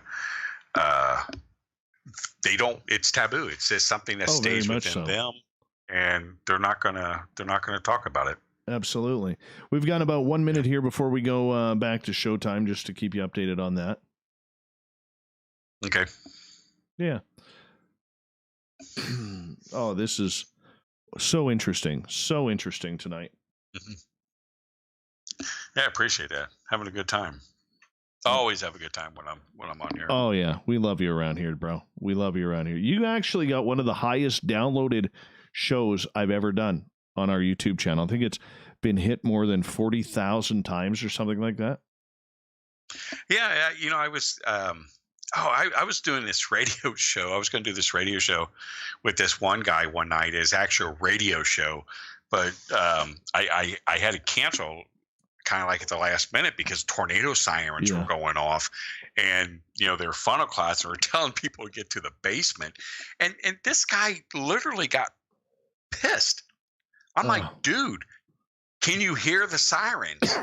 Okay, no the kidding. news is on. They're telling you to get to the basement, and he got mad. And then I hold on, bro. I think it was like here we go. Sorry about that.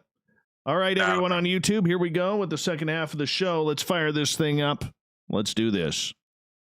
Music's on. Let's get it rolling. Let's rock and roll, man. Rock and roll. We passed the halfway point of Spaced Out Radio tonight. I am your host, Dave Scott, sitting in the captain's chair of SOR headquarters. My beard is looking fine as I'm growing it out, just in time for winter to end. Hey, I want to remind all of you that if you miss portions of this show or others, you can check out our free archives at youtube.com/Spaced Out Radio. Just do me the favor, hit that subscribe button.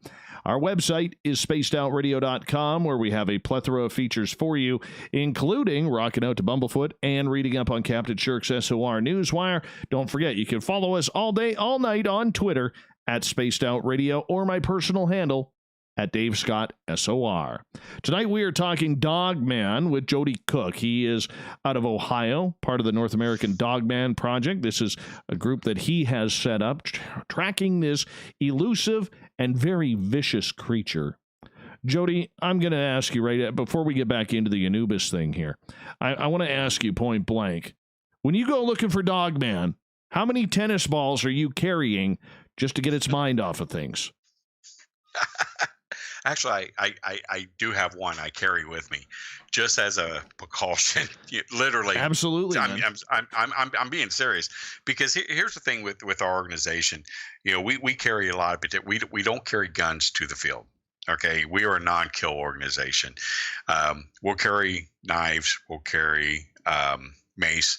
We'll carry bear spray. We have these particular. It's a ball.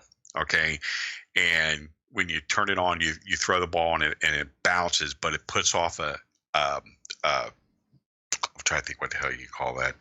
A flashing light, a strobe, and it puts off a real nasty sound. Okay, it's basically a distractor. So you would, if you came into contact when you wanted to get away, that's what you would do. Or you'd use some type of like a flashbang or something like that to that effect to get away. I have a pistol that shoots almost like a bear spray is the best way I can describe it, and it has a really strong stream for about 10 yards. Wow. So if it got that close, you can hit it in the eyes. So it's one of these things that it's an apex predator. I understand that, but the thing of it is, you want to protect its life as well as yours. But if you do what you have to do, if it takes human life or if it's coming at you to kill you, you know what I'm saying? Yeah. So, but we try not to get into a situation where you put your life in danger or even put its life in danger. All right, let's get to some audience questions here before we get to Anubis. Nick is asking, since dogs do not live that long, do dogmen not live that long either, even though we wouldn't really know? You know what? I've heard so many different things from different people who allegedly know about this, people who are in the government, because this is one of the things that, I've actually asked, how long do these things live? And I've heard anywhere from 20 to 30 years on these, and that's like the biggest span I've ever heard, because I was sitting there thinking, like a typical, like a German Shepherd lives anywhere from 9 to 12 years. Some other dogs live from 15 years or 20 years, depending on what species. So I don't know. Honestly, I couldn't tell you. I would imagine that it probably would live into where, it couldn't eat anymore. Its teeth got too bad, or it got too weak, or something to that effect. But I think a stronger male would probably last 20 years. And I think environment, everything kind of has everything to do with that too. All right. Kath has a couple of questions for you. She's asking, do you think dogman runs in packs? And do you think they are a natural evolutionary creature, supernatural as well, or Nephilim?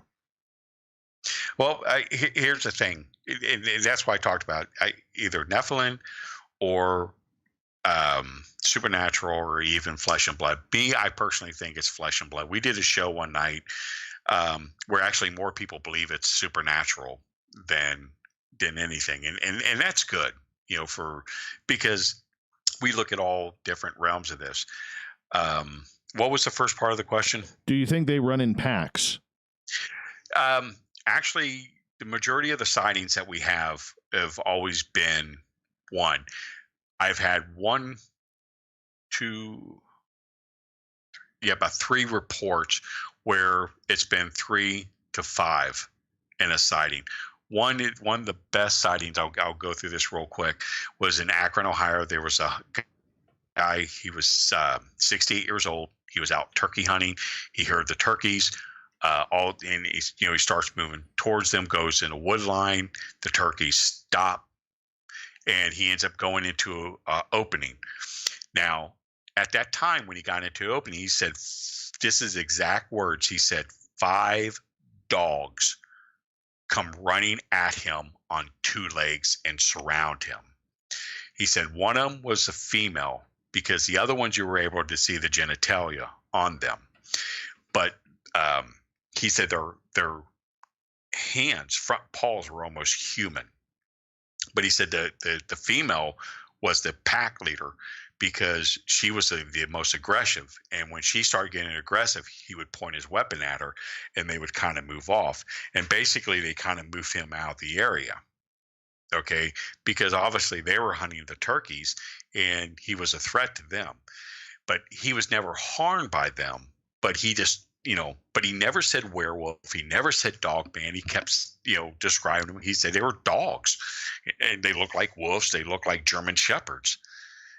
Was the way that, he described how these things look. That's the best one we ever had. The other ones were, where they had multiple sightings of, 2 or 3 of them together in one particular area.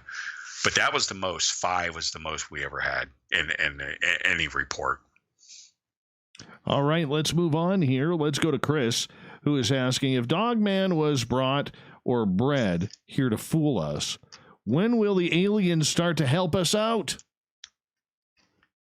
I don't think, well, when it goes back to the story where, the one alien species, like I said, this is just someone gave me this story who was military, that I don't know if they're here to help us out or not. I really, if I look at the Nephilims or look at supernatural or flesh and blood, I would say these things are more flesh and blood. Even if extraterrestrial. I think these things were always here. They were never in large numbers, but as time moved on, they got their numbers up. And I think that because there's just too many reports, here in the United States going all the way back to the 1700s of these things, especially like in Europe. But the Nephilims, I think, are more honestly in the Middle East, and in certain parts of Europe. That's where that particular comes from. But here, I truly believe it's flesh and blood. All right. Nicole is asking, do you think Dogman eats humans? Oh, yeah. I mean, I've heard too many stories from very incredible people that where these things have taken human life and eaten people. I mean, the first time I ever heard of like the beast of land between the lakes was in 1987 because I was a deputy sheriff at the time, at a police seminar where I was talking with a Kentucky State Trooper that actually told me the story, where this thing ate off the people that it killed there at LBL. We've heard other stories where, like the guy in Canada, he said they feed on the people there, in this particular park. And so I do. I think that, we have a lot of missing people in Canada. We have a lot of missing people in, the United States. And it's a really good possibility that these things, do feed on human flesh. It's a predator. Why wouldn't it? True. All right. Corey, I do not think that Dogman eats breakfast for dinner. I really don't. Everybody's bugging me about that because I think it's absolutely wrong, Joedy, that people eat breakfast for dinner. I think it's just blasphemous. Yeah, I could see you being that type of guy. I could totally see you being that guy. Oh, yeah. Do it all the time. I love it. Terrible. Yep. All right. I'm rolling my eyes at you. All right. Joe is asking, what do you do if this thing attacks? Attacks me? Yeah. I don't know. I definitely fight for survival, but I sit there and I often wonder about that, and I'll be honest with you, because like I said, I have like you said, my German Shepherd is 150 pounds. He's muscle, and we wrestle, and he's able to literally move me, and he's pure muscle, and something in that case, I don't think I would be able to fight it off unless I have my knife and I'm able to hit it in a certain area, to take him down or to slow him down. I think he would be up on me and have me on the ground and eating on me before I even knew it. So, yeah. I thought about that. Honestly, I thought about that. Well, I can tell you right now, apparently I am the sacrificial lamb for my crew here, because both Mike and Mark have said that if we come into contact with aggressive Bigfoot, Dogman, grizzly bear, or anything like that, they're going to shoot me in the leg so they can run away first. And I'm like, thanks, guys. I appreciate that. Those are my friends, Joedy. Those are my good friends. Oh, I'm the type of guy that honestly, I sit there and I see these films where people see these things and, they run. I'm the opposite. I'm sorry. I would go to it. I would go directly to it. Yeah. We were in Danube National Forest. Let me tell you this real quick story. And we did an investigation, and actually the people that make flare was actually out there with us, and they have a new prototype flare that's on Apache helicopters. Okay, that like law enforcement uses in the military, you can use as a handheld device. Really beautiful, because this thing's able to tell you the distance. It can tell you the size of the object out there, everything. So we were going down the road. There was an huge open field, and tree line on the other side there. So we were just looking at it, and there was an object there that was 4 feet up against a tree. Okay, it was literally, it measured at 4 feet. So I said, okay, let me walk out to the field, and if it sees me, it might move. So I walked out to the field, and I got halfway out there, and the thing stands up. So it measured like at 8.5 feet. Okay, and it moved back into the woods as I got closer. Okay, so I came back in to our side, and it came out of the woods and went back down, set in front of the tree again. So I'm like, man, this is ridiculous. Let's see what happens. And what we were on the investigation. Someone brought their son with them. The guy with the kid was like maybe 12 or 13 years old. I said, man, this is nuts. Let's see if we can get this thing to move. So, I walked back out a little bit out into the field, and it was able to see me, I guess, in the dark. And I was probably went out 20 yards, and it went back in, and I came back, and then it came back out. And I said, man, this is nuts. I'm going out there. So I'm running. I ran across this field, and this thing literally sat there until I was probably about maybe 30 yards from it. And then I hear something, I'm not afraid. And here's this little 12-year-old kid running next to me, because he wanted to go see what it was. And like I said, we got it all on flare, and this thing stood up, and you can see the distance from where I am, where it is, and the size. I mean, this thing was massive. It was most likely a Bigfoot, and it went into the tree line. So that's the type of person I am. I if I'm going to get killed by Dogman, it's a good death. It's a good death, and we're going to have it on film. Excellent. Excellent. So that's how I am. I got a question from Cynthia, who is asking, a few months ago, there was a case of a young boy, or a young child, pardon me, in Kentucky that was killed allegedly by coyotes. Do you have any information on this? And do you suspect it was maybe a dogman? Well, here's the thing. We did the investigation. We had a team go down there, and what was going on, the people weren't talking. Nobody was talking.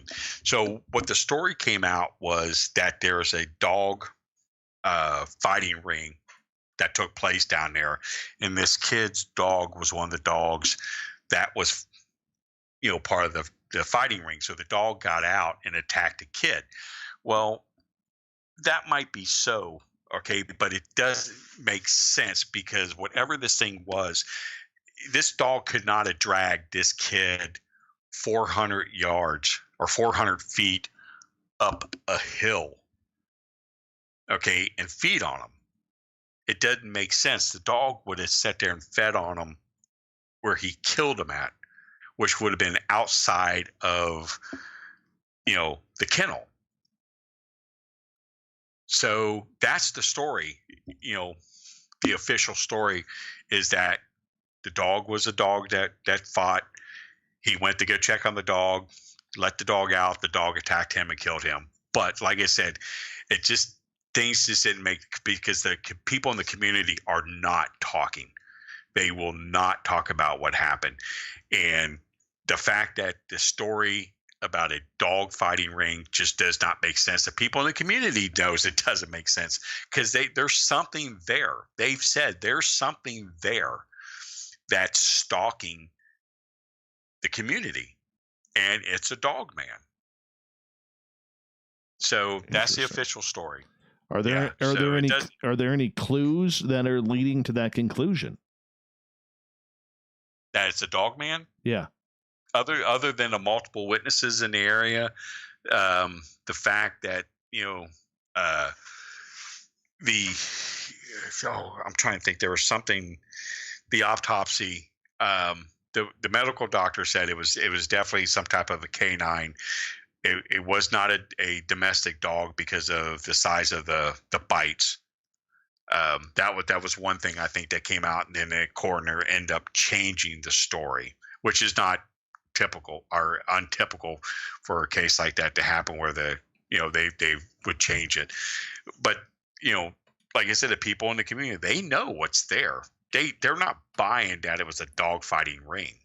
going on, because hell no, if you live in a town or a small little community like that, you know, excuse me, and you're saying it's the dog fighting ring going on, you would know, and these people had no idea that that's what, was allegedly going on. That's real interesting. Yeah. Real interesting in regards to that. And, in that area, I mean, we hear that, this creature just doesn't stop for anything. It's much unlike that story out of North Carolina just over a year ago, where that young boy said he was with a teddy bear for the night. And everybody in the Bigfoot community is like, oh, yeah, that's a Bigfoot. That's a Bigfoot. It has everything Bigfoot. And then the boy is, found unscathed, unhurt in a briar patch. And said he should have had hypothermia. He should have had some sort of frostbite and had nothing. Yeah, exactly. I mean, the thing of it is that, that he looked at this Bigfoot as a bear, because that's the only way he would be able to describe what it is, because he probably never seen a gorilla before or a orangutan or something like that. So he would not have described it as that. But whatever it was, that's a strange story, isn't it? And that's like the second one that has actually happened. The first story I believe was a few years ago, and it was a little girl that was out there. And it was a very similar incident. But like I said, this kid was in his diaper and shirt, a T-shirt. There's no way he would have survived on his own. I mean, with the predators out there. Oh, you got that right.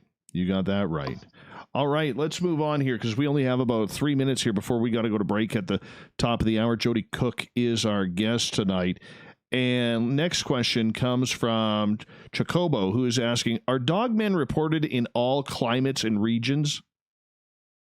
Yes, except for like Antarctica and Greenland, are the only two places. In Hawaii, there's only two places that we have not had reports. We have had reports in Africa. We've got reports in India, Pakistan, most of the Asian countries, Australia, New Guinea, everywhere. Even Mexico, South America. We have chapters in just about every continent. We have 900 members and researchers, and we get stuff from all around the world from our different teams. All right, let's fit in another question here. Corey is asking, are the female dog persons, dogman? I don't know. All of a sudden I'm wondering, what do I call this? Are the female dogmen typically more aggressive? And the reports that we've received, majority of them, you couldn't tell if it's male or female, but the ones that were always noted as females have always been the most aggressive. And actually, in the three stories that we have where they're multiples, it's always been the female that's been the alpha. And I think that's normal along wolves also, where the female is the alpha. I think it's for every I think it's for every married man too. Every married man, the female's the alpha. Exactly. Yeah. Exactly. Yep. All right, we got about 40 seconds. Let's try and get in one more question here from Jeannie, who is asking, are there dogmen in upstate New York area like Dutchess County, Ulster, Strattsburg? Yep, we actually have a New York chapter. That New York and New Jersey, there's a lot of stuff going on in those areas, and you wouldn't think it, in those particular areas, you wouldn't think you would have stuff going on. But yeah, we've got stuff. We have a map. If you go to our website, www.NorthAmericanDogmanProject.com, if you go into the encounters page, you bring up a map. It will bring up all the sightings in the United States and Canada. And you can also, off to the side, you can also read the sighting for that particular state. So yeah, you can find them on there. Yeah. All right, Joedy, sit tight. We're going to ask more questions from our audience and whatever else we could fit in. We got Joedy Cook for another half an hour. Then we get to the SOR Newswire and the Thought of the Day. Hour 3 of Spaced Out Radio coming up next. My God, this is flying by tonight. Absolutely flying by. Joedy, I'm good. If you got a story to share with our audience, I got to run my dogs outside one final time here. I'll be right back. Okay. Okay. Let's see. Tell them some Bigfoot stuff. Oh, some Bigfoot stuff. Let me think of some Bigfoot stuff. Well, we had Wayne National Forest, Daniel Boone National Forest is if you want to go on a really good Bigfoot adventure, a dogman adventure, I would go definitely to Daniel Boone National Forest in Kentucky. That is a really good location. Also, here in Ohio, we have the Wayne National Forest. We had a lot of sightings coming out of there. Actually, probably more out of there than most of the places in Ohio.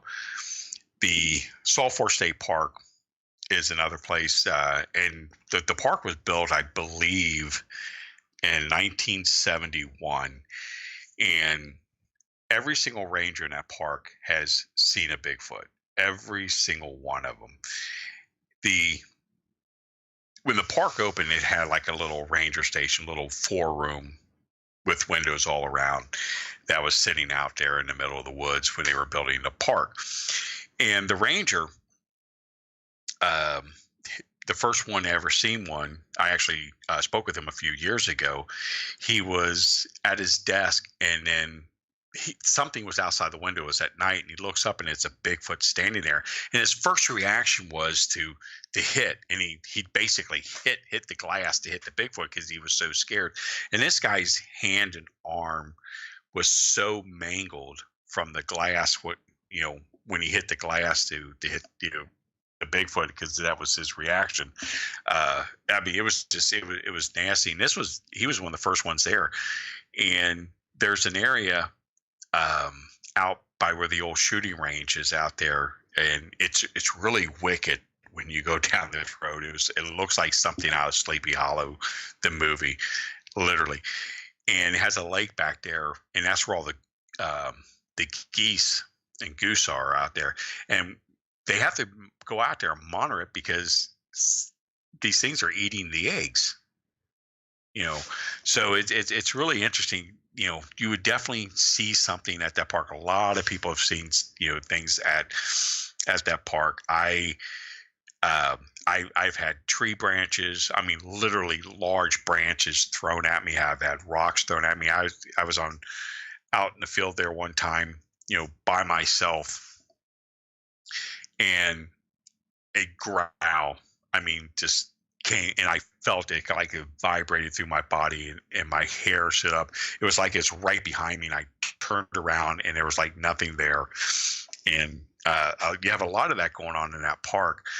The Bigfoot stuff, I honestly, of all my research that I've done, I really don't think that Bigfoot would actually ever hurt a human being unless you provoked it. I don't ever remember any story other than Native American stuff where a Bigfoot actually harmed a human being. Literally just did it out of pure meanness. But definitely, if you guys get a chance, definitely look up a book.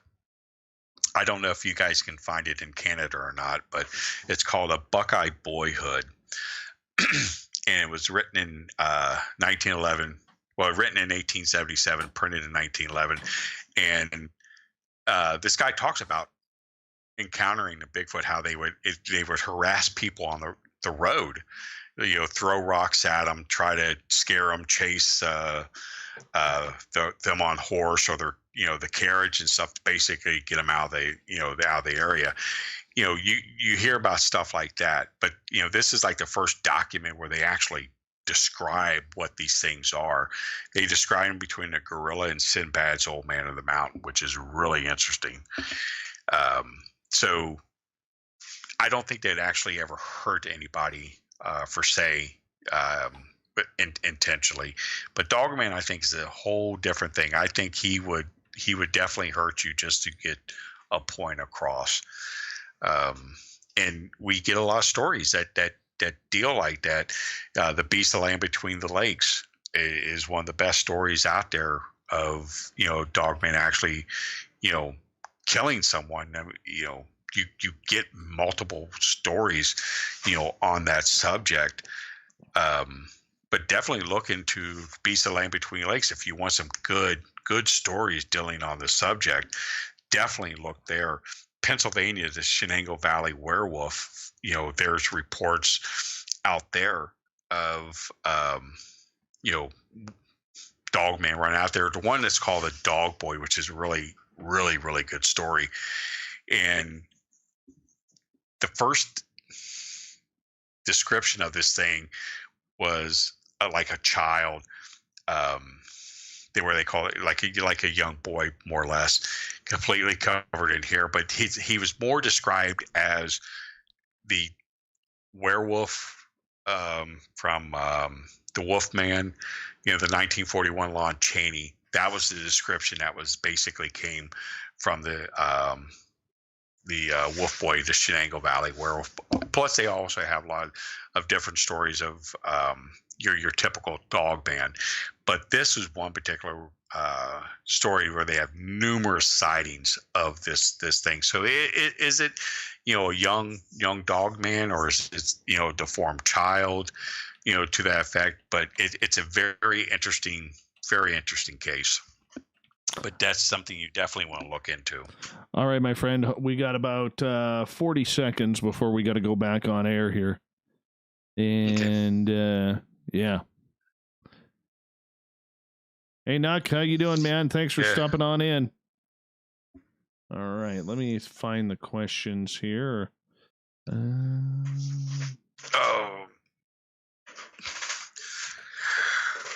man, I got to get up in like 2 hours. What? You got to work yet? Huh? You got to work yet? No, I'm retired. My wife gets up for work. I'm a good husband. I get her lunch ready. I make her breakfast. Oh, ruin it for the rest of us. Ruin it. Just ruin it. Get her car warmed up. Here we go, brother. Here we go. Music's on. Hour 3, YouTube. Super chat is open. Do a little shopping at the vault. Back to Dave Scott. Here we go. And SOR. Welcome back to the third and final hour of Spaced Out Radio tonight. This show is flying on by. I am your host, Dave Scott.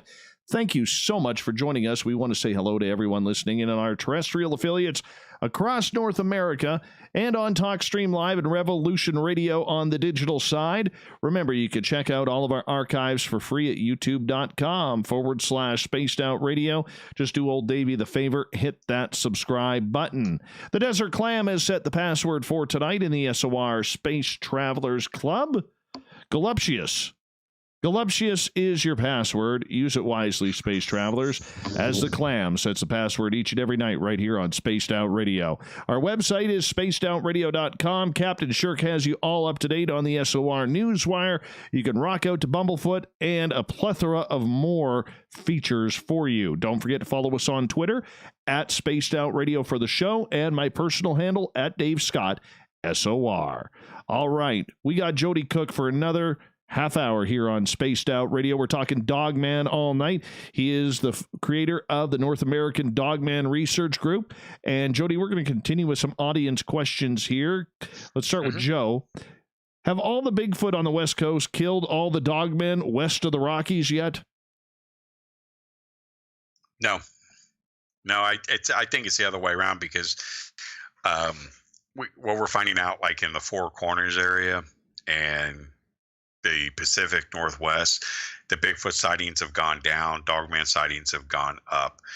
And I don't know if it's the dogmen are pushing the Bigfoot out of the area, or they're killing the Bigfoot, or what. One particular case we've been working on for quite some time is in Utah, where this small farming area. There's about 5 or 6 houses in this small little area where they have mostly ranches and stuff, and the people are able to see. The houses are far enough away, but they were able to see them. So they knew there was a Bigfoot in the area because everyone has seen it, but it never bothered the livestock, never bothered the homes, never bothered people. It was just basically traveling, and everybody would see it. It was just one of these natural things, And then they have livestock that's missing. Their pets are missing. Animals are being attacked. Okay, they know it's some type of predator, but they don't know what it is. And then they start seeing what is a dogman.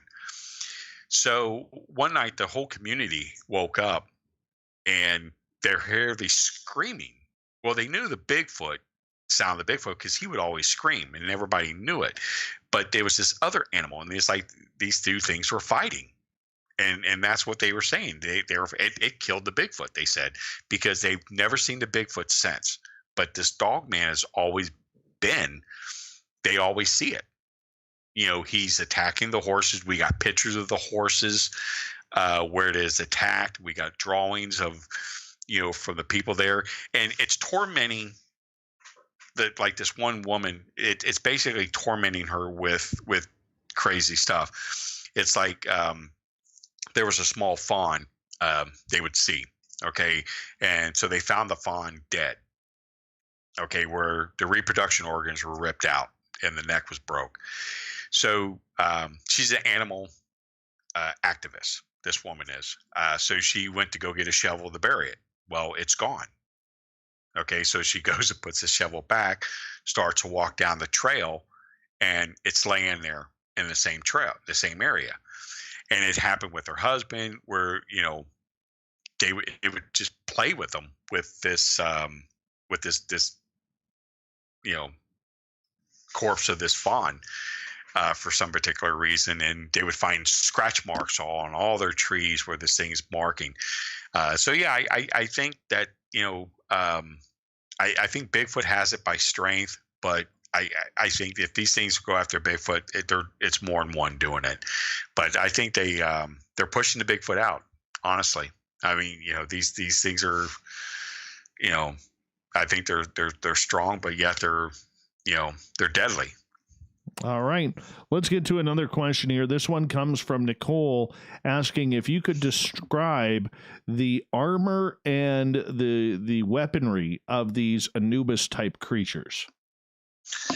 They basically describe the armor as it's like a spacesuit, and Halo is the best way to describe it. If you ever seen the show Halo, but the one thing they all said in common, and none of these people had any communication among themselves, is that the feet were bare, meaning that the paws were able to walk on the ground.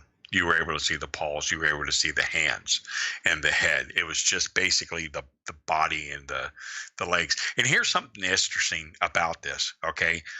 Now, George Lucas, when he wrote Star Wars, he had a lot of friends in high places at NASA, because George Lucas is a Mason, and a lot of the people at NASA are Masons. So when a Mason asks another Mason to do something, they normally do it. Okay, so he was able to see things that you and I will never see. And they showed him stuff because he needed things for the movie. A perfect example. Richard Hoagland wrote a book called Dark Mission. If you ever get a chance to find it, find the book Dark Mission. One of the Apollo missions found a crater with a crash. Okay, and there was a head laying there of one of the occupants. Okay, which was probably some type of a droid, and the head is identical to CP3O's. I'm not kidding you. If you Google Richard Hoagland's Dark Mission, go to the image, you will see a color picture of it. It is that similar. And there's a picture of NASA of a crater with a ship in it, which looks like the Millennium Falcon. Okay. Now, when he did Star Wars, he had 2 werewolves that was in the bar scene. Okay. Why would you put werewolves in there? Okay. In an alien setting, other than you might needed to throw a odd looking alien in there. But if you ever find one of the books from the 70s and 80s that actually illustrated the different characters that's in Star Wars, and I actually have pictures to back this up. The werewolf that's in the bar, okay, his drawing illustrating of who he is, he's wearing body armor. Okay, and I have one of the original drawings of him from Star Wars that was in a book where this particular werewolf's wearing body armor. And I mean, it doesn't make any sense. Where did he get this from? Where did he get this from? Well, he got it from people in NASA that gave him stuff that he needed for the movie. And when you see it, you don't think about it. But now all this stuff is starting to come out. Like I said, when Richard Hoagland wrote the book, Dark Mission, and, he talks about it. There's this CP3O's head right there in the crater. And the astronaut goes in and gets it and brings it back to Earth. The ship that's in the crater that looks like the Millennium Falcon. It's strange. They're getting, there's truth to it. So I hope that answered the question. All right. Gary is wondering about if you know anything about Dave Leedy's encounter or Lady's encounter. Yeah, Dave's one of our members. He's one of our state reps. Yeah, Dave's case is very, very interesting. He's had other contact with dogmen. He actually one attacked their truck, and when they were out fishing, and they actually saw it, and they've got pictures of the tracks and everything, to that. But the one particular case, he was out camping with his wife. He had a trailer hooked to his truck.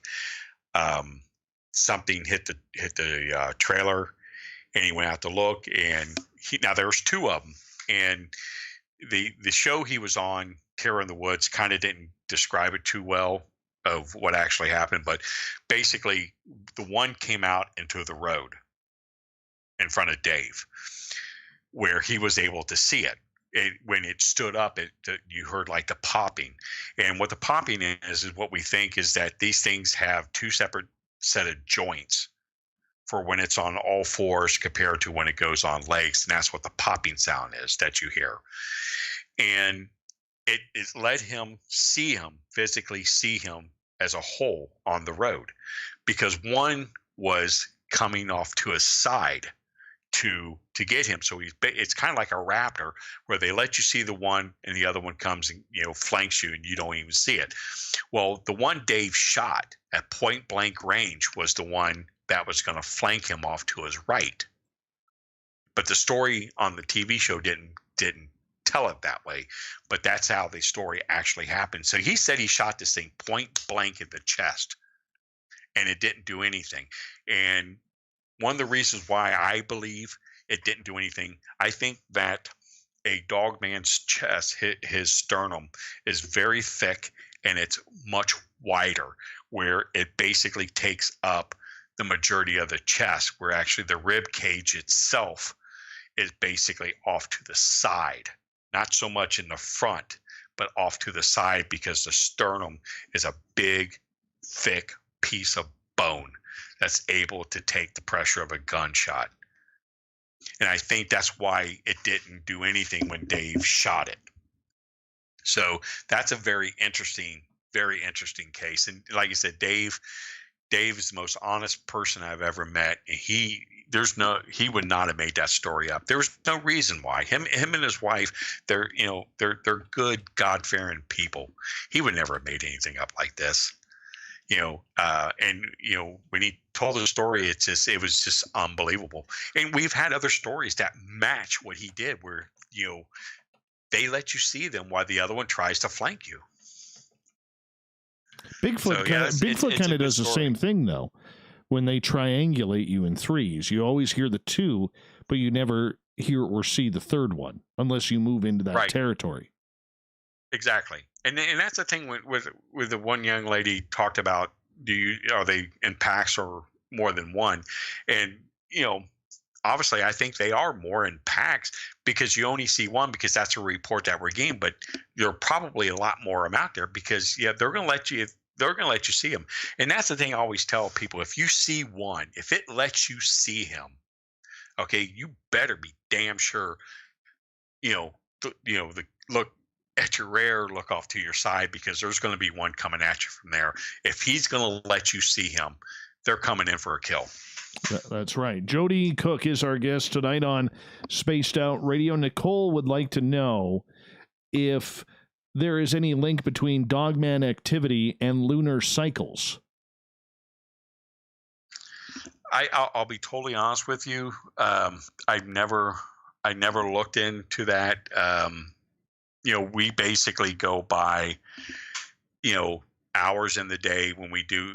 We have graphs or pies that we have on our website. We're through seasons, through time, military, law enforcement, civilian. That's a good idea. That might be something to definitely look into. Definitely have to look into that. That's a good one there. Never thought about that. Well, that's the thing. There's so many questions out there that aren't being asked, Yeah. And that's a real good one. That is absolutely a real good one. That makes sense. There may be some correlation to that. Mm-hmm. She's also wondering how do you think they get here? Dogman? Yeah. I like I said, me personally, I think they're already here. There's other theories, and one really good theory is like the hollow earth theory, where possibly that's where Bigfoot comes from, Dogman, the Mothman, some of these other cryptids. There are species that live underground, they come up, that's a possibility. But me personally, I just think it's a species that's already here. It's a canine species that somehow broke off the evolutionary tree and became something. It's kind of like Bigfoot. You have the main primates: gorilla, orangutan, chimpanzee, and human. We're a primate. It's just we are the smarter of the species. That's it. We're able to communicate. We can talk. We use tools. We evolved out all the species. Bigfoot probably broke off somewhere in that line. He's somewhere between human. He's somewhere between species. A gorilla or chimpanzee. Right. Because the Bigfoot that I saw was very human. His face was human. I am not kidding. His face was human, very human looking. With his nose, except for his eyes, but his facial features were human. I mean, he wasn't ape. I mean, he did have a massive jaw, but he was very human looking. Right. And so. All right, let's try and get through a few more questions here because we only got about 5.5 minutes. Robert is asking, do you think that dogmen can be killed with a silver bullet? No, I don't know. I've got silver bullets. I mean, there's times I've gone out and I've actually, I've had a firearm with me because there's certain areas, I won't go unless I do have a gun. Like I said, we're a non-kill organization, but there's just certain areas where there's stuff happening. And honestly, I've had a silver bullet in a gun. I'm not gonna lie about it. it may sound funny, but you know what? who knows? Who knows? I mean, personally, no, I don't believe in the silver bullet theory, but I've talked to police officers that actually have silver bullets in their firearm because they think that's going to stop them. All right. Gayleen is asking, do you know if these creatures are adult-created creatures, or do you think they breed? Oh, I think they breed. I've talked to, we actually had one guy that gave us a report that actually, had a young one, where he found a young one, and he thought it was a wolf, and until he got it and had it in his barn. He actually, I think he did a show with Vic Condon where he talked about it, and actually he starts seeing why this thing was not your typical wolf, and he ended up eventually I think letting it go because it just got too aggressive. It just wasn't going to cooperate, but so obviously, yeah, they mate, so they have to. That's interesting. That's very interesting. Yeah. My friend, we got about 3.5 minutes here. And, do you think there is I'm trying to piece together Renee's question because she really wanted to ask it, but somehow I missed it. And it had to do with Skinwalker Ranch. Do you think there's a correlation between Dogman and a Skinwalker? Oh, yeah. Well, I don't think so between Skinwalker and Dogman, but I know there's a lot of Dogmen that's on the ranch area, and especially in the Utah. Now, we know for a fact that there's a whole lot of stuff going on outside the Skinwalker Ranch with Dogman. So obviously, if it's happening on the outside, it's happening on the inside. And we reached out to the people at the Skinwalker Ranch, if they want us to come out and work with them on the Dogman stuff, because they've mentioned it on their TV show, but we haven't heard anything back from them. But yeah, there's this Skinwalker, and the thing with the Skinwalker, with some of the Native American tribes that's in Utah that we've talked with, they're saying, the Skinwalker there, if I have a problem with a neighbor over a dispute, I'll get a Skinwalker to go and either put a mojo on him or kill him. And they literally said that, or kill him, because we're having land dispute over water or something crazy. And they said that's what they use Skinwalkers for. I'm like, are you kidding me? Here we're sitting there thinking that these things are mystical creatures, and they are, but you can hire them. I'm not kidding. I'm not kidding. We've actually had Native Americans in Utah tell us this. Interesting. That they have had them to take care of problems, on reservations. So kind of odd. Life Dweller, as we got about 90 seconds left, Life Dweller is asking, is it true that dogmen are more fearful of blades than firearms? I don't think they fear anything, to be honest with you. I don't think they know the difference. Well, they probably know more what a gun is than a blade. But I don't think they fear anything, to be honest with you. Wow. My friend, this show has flown on by with you. Yes. And, it's something that we will definitely do again, probably later this summer, just to check in and see how your hunting season for these creatures have gone. So you make sure you stay safe out there, my friend. Definitely. I appreciate it. Anytime, brother. Oh, yeah. You're one of the good ones, my friend, and you've always treated us very, very well here, and we love having you on the show. Do me a favor. Let everybody know where they can find your information. We got about 35 seconds. You can reach me on Facebook under Joedy Cook, North American Dogman Project.com. It's www.NorthAmericanDogmanProject.com, all lowercase, all together as one word. You can reach us there. You can reach us through Twitter. Best place to reach me is Facebook. My email is OC4, B as in boy, F as in Frank, S as in Sam, @hotmail.com. If you have any questions, contact me. I'll definitely get back with you. Awesome, buddy. You take care. You stay safe, and hopefully you can get it back in the forest very soon. Oh, God, I can't wait. Me either, my All friend. right, brother. I just got to wait for the snow to melt here. Once the snow melts, we're going back Bigfoot hunting. I think we got about another 3-4 weeks. But yeah, I can't wait to get out to the field. Joedy Cook, everybody, hanging on out, talking Dogman all night long. We'll definitely bring him back very, very soon. Coming up next, we have the SOR Newswire and the Thought of the Day. Stay tuned. Great show, man. Great show. I appreciate it. Joedy Cook, everybody. Anytime, brother. We're clapping for you. Thank you. Thank you. Anyways, brother, I appreciate every time you come on. You know that, and thanks for the love and everything that you do to give us shout outs and everything that you do, because I know you're a big fan of what we do. Oh, definitely. All right, bro. Yeah, you take definitely care. Keep in touch, brother. You take care. You have a good one. You too. Bye-bye. Okay. All right. Bye. Love me some Joedy Cook, man. Love me some Joedy Cook. Controversial guy. I actually saw it hit 124 on this end. I saw 124.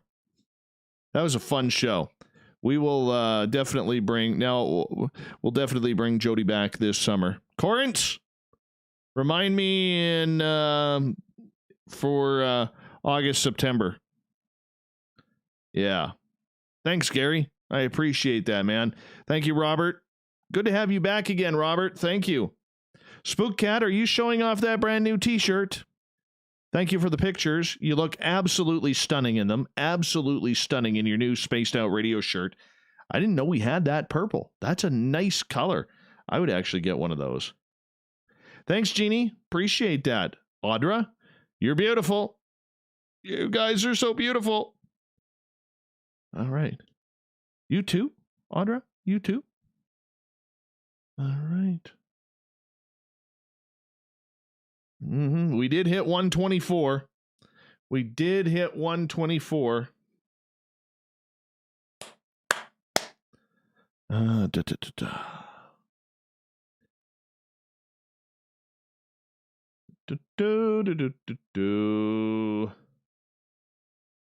if Gayleen ever found the chat room on YouTube. Hope she did.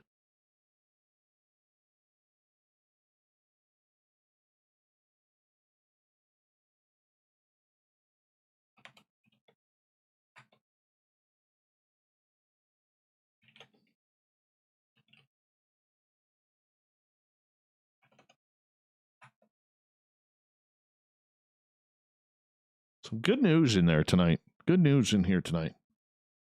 Spookcat, I'm adorable. Yes, you are. I saw those pictures. Yes, you are adorable.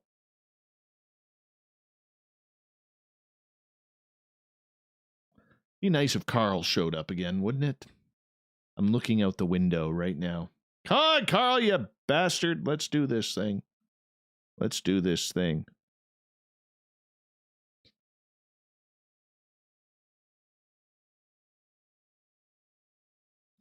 That's right. What Corinth said. Don't be that guy who does not give a thumbs up. Don't be that guy. You don't want to be that guy.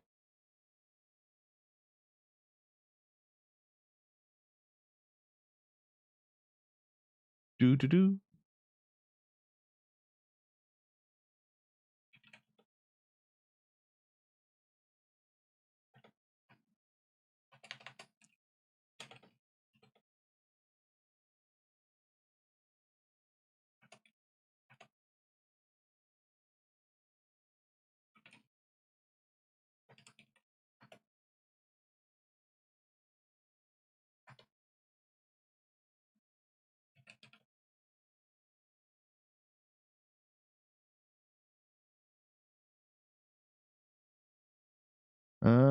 Yeah, Lisa, I do. Let me see if I can find it here.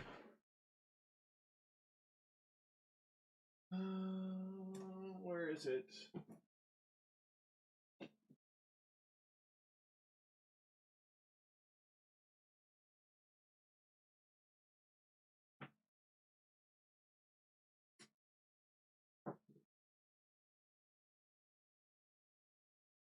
On my shelf here somewhere, Lisa.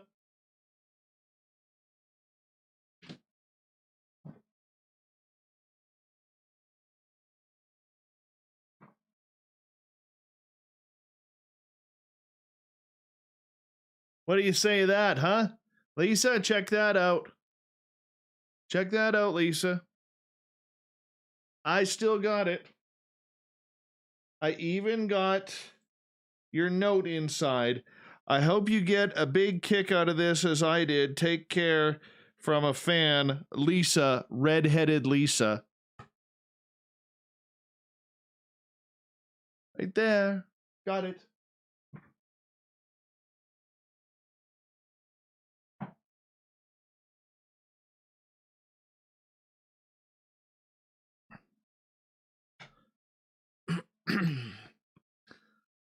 Redheaded Lisa. Didn't think that I would actually still have that.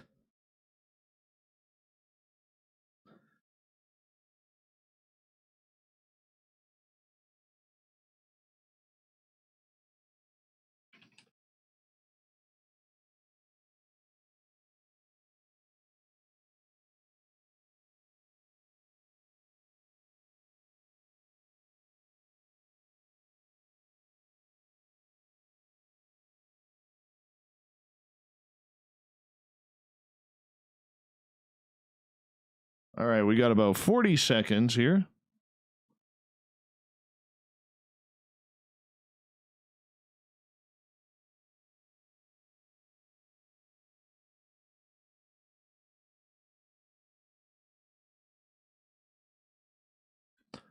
Yes, I have everything that audience members have sent to me. I do not throw that stuff out at all. I hoard it. I totally hoard it.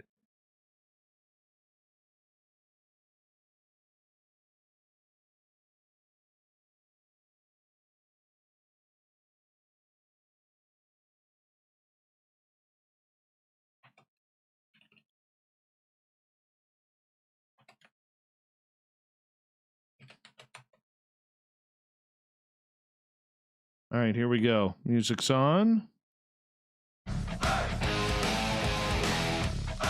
We've rounded third. We're heading for home tonight on Spaced Out Radio. I am your host, Dave Scott, sitting in the captain's chair of SOR headquarters. Great to have you with us tonight. A reminder to all of you that if you missed most of this show or others, check out our free archives at youtube.com/Spaced Out Radio. Do me a favor, hit that subscribe button. Our website is spacedoutradio.com, where we have a plethora of features for you, including rocking out to Bumblefoot and doing a little shopping at the Captain Shirk's SOR Newswire. That's what I meant to say. Captain Shirk's SOR Newswire, not shopping. Do some reading there. Don't forget to follow us on Twitter at Spaced Out Radio and my personal handle at Dave Scott SOR. Speaking of the news, let's do this thing.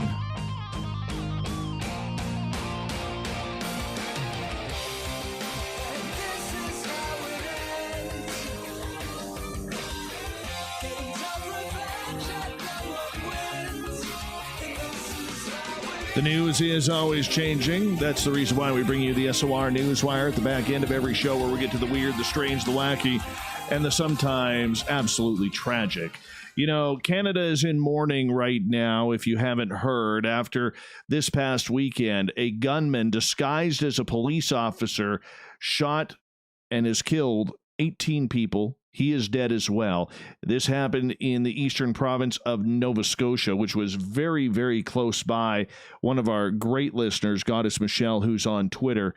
And, you know, this was right in her area. Police officer was among those killed. Several bodies were found inside and outside one home in a small rural town of Portapique, about 60 miles or 100 kilometers north of Halifax. What police called the scene, the first scene, bodies were also found on other locations.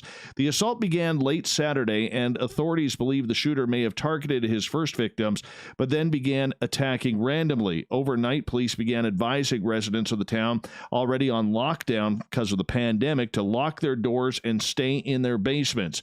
Several homes in the area were all set on fire as well. Police identified the man believed to be the shooter as 51-year-old Gabriel Wortman, who was thought to live part-time in Portapique. Authorities authorities said he wore a police uniform at one point and made his car look like a Royal Canadian Mounted Police cruiser.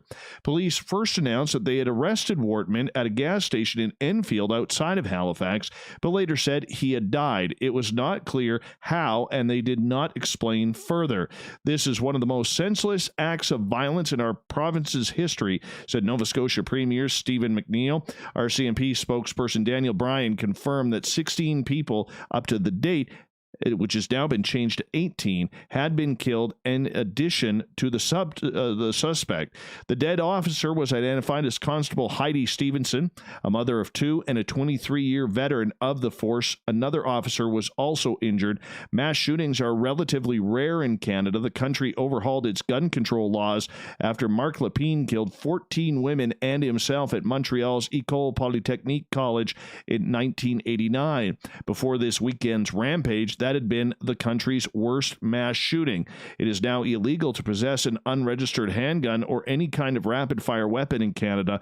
The country also requires training, a personal risk assessment, 2 references, spousal notification, and criminal record checks to purchase any weapon. Jose Canseco is making his name again, this time not in baseball, but in the Bigfoot and alien realm. Yes, the man who outed steroid use in Major League Baseball says, "Can Bigfoot or aliens get coronavirus? I need to know because I have had contact with them." Yeah. When he isn't stirring the pot with Alex Rodriguez, the 54-year-old Canseco is often ranting about the mythological Bigfoot, aliens, and time travel. He even once offered 5 people the chance to go on a Bigfoot and alien excursion alongside with him, though it's unclear if that ever took place. Aliens have been trying to teach us how to time travel, but first we have to change our body composition, which we are willing not to do, as we have tried with animals and have failed, Canseco tweeted. Yeah, last week, Canseco made headlines when he wished Happy Easter to everyone except A-Rod. He was also accused of Rodriguez of cheating on fiancée Jennifer Lopez with Canseco's ex-wife Jessica. All parties, aside from Canseco, have denied the unfounded allegations. You know, I did try to get Jose Canseco on the show one time. I was actually in talks with his agent about it, and then he wanted to be paid. And I refuse to pay any guest on this show. But I'm going to try again. I am so going to try again. I want to talk to him about this. You know, and he owes me. He owes me. He actually knocked me out of a poker tournament at the Monte Carlo in Vegas a number of years ago. I was doing well, and he knocked me out with a chintzy hand. I think it was like ace-5 offsuit. It's terrible. Hey, a local television reporter, if you haven't seen this, from California, accidentally filmed her husband naked in the shower while filming a report from the bathroom of her home. Melinda Meza is a correspondent for KCRA Channel 3 in Sacramento and is usually based in Joaquin County, where she acts as the bureau chief for the region. However, a lockdown due to coronavirus across the Golden State means most roving reporters are having to broadcast their segments directly from home. Well, this one turned out a little bit naughty. During a report about tips on how to go about hairstyling while quarantined at home, a figure could be seen moving in the shower. The silhouette is believed to be that of Mesa's husband, Mike Delamere. Yeah, the pair have been married since 2004. Twitter users were quick to react to the sudden glimpse. OMG, please let that not be her husband, wrote one Twitter user. Wouldn't you want that to be her husband? Seriously, because if it isn't her husband taking a shower, we got a whole nother mess of drama on television. The other comments were, "Damn, why she want to work when she's got all that at home?" joked another. Another user was more worried about the segment being viewed by her husband. "Hope her husband doesn't see this." Another person said they believed the figure in the shower was, in fact, a reflection of the husband who was attempting to keep out of sight, not realizing he could still be seen. Oh, my goodness. The poor gentleman. The poor gentleman. Yes, his noodle got on television. All right, moving on here. Oh, this is kind of weird on TikTok.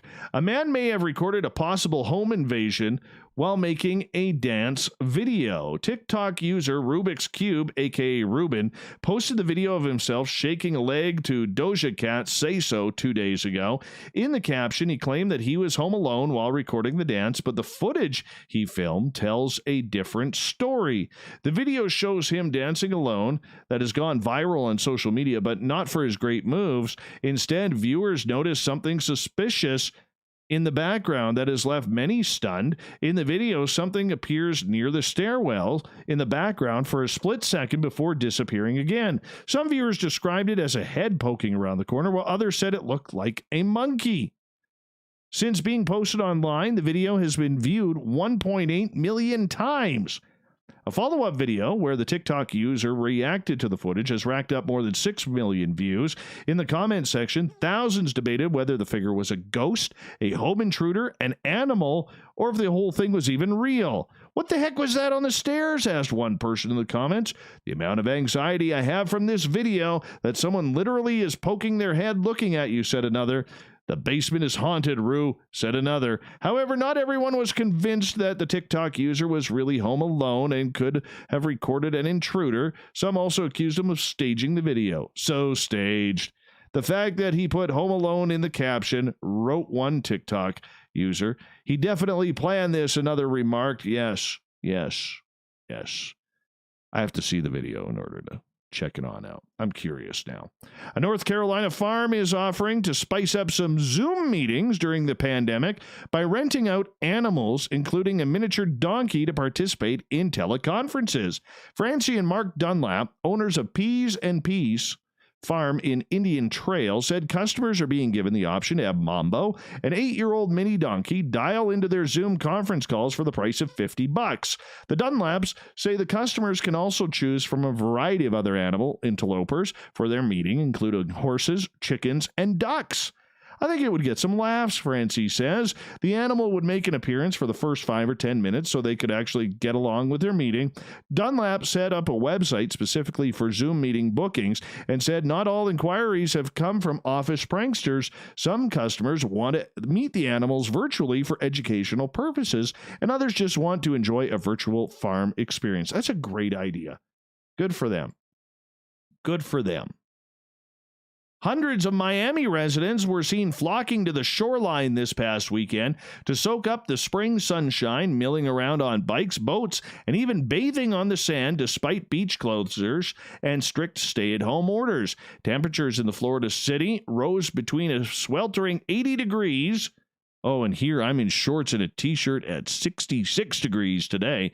And with the scorching sunshine, any awareness of COVID-19 induced lockdowns imposed by the state government seemed to melt away with it. Dozens of maskless and gloveless locals were seen rollerblading, walking, or cycling in groups along a pathway by the edge of Miami Beach, which had been closed to the public since mid-March, while the main stretch of the beach remained unencroached. On a rockier patch at the foot of a woodland opening was seized upon by dozens of sunbathers wielding camping chairs and drinking coolers.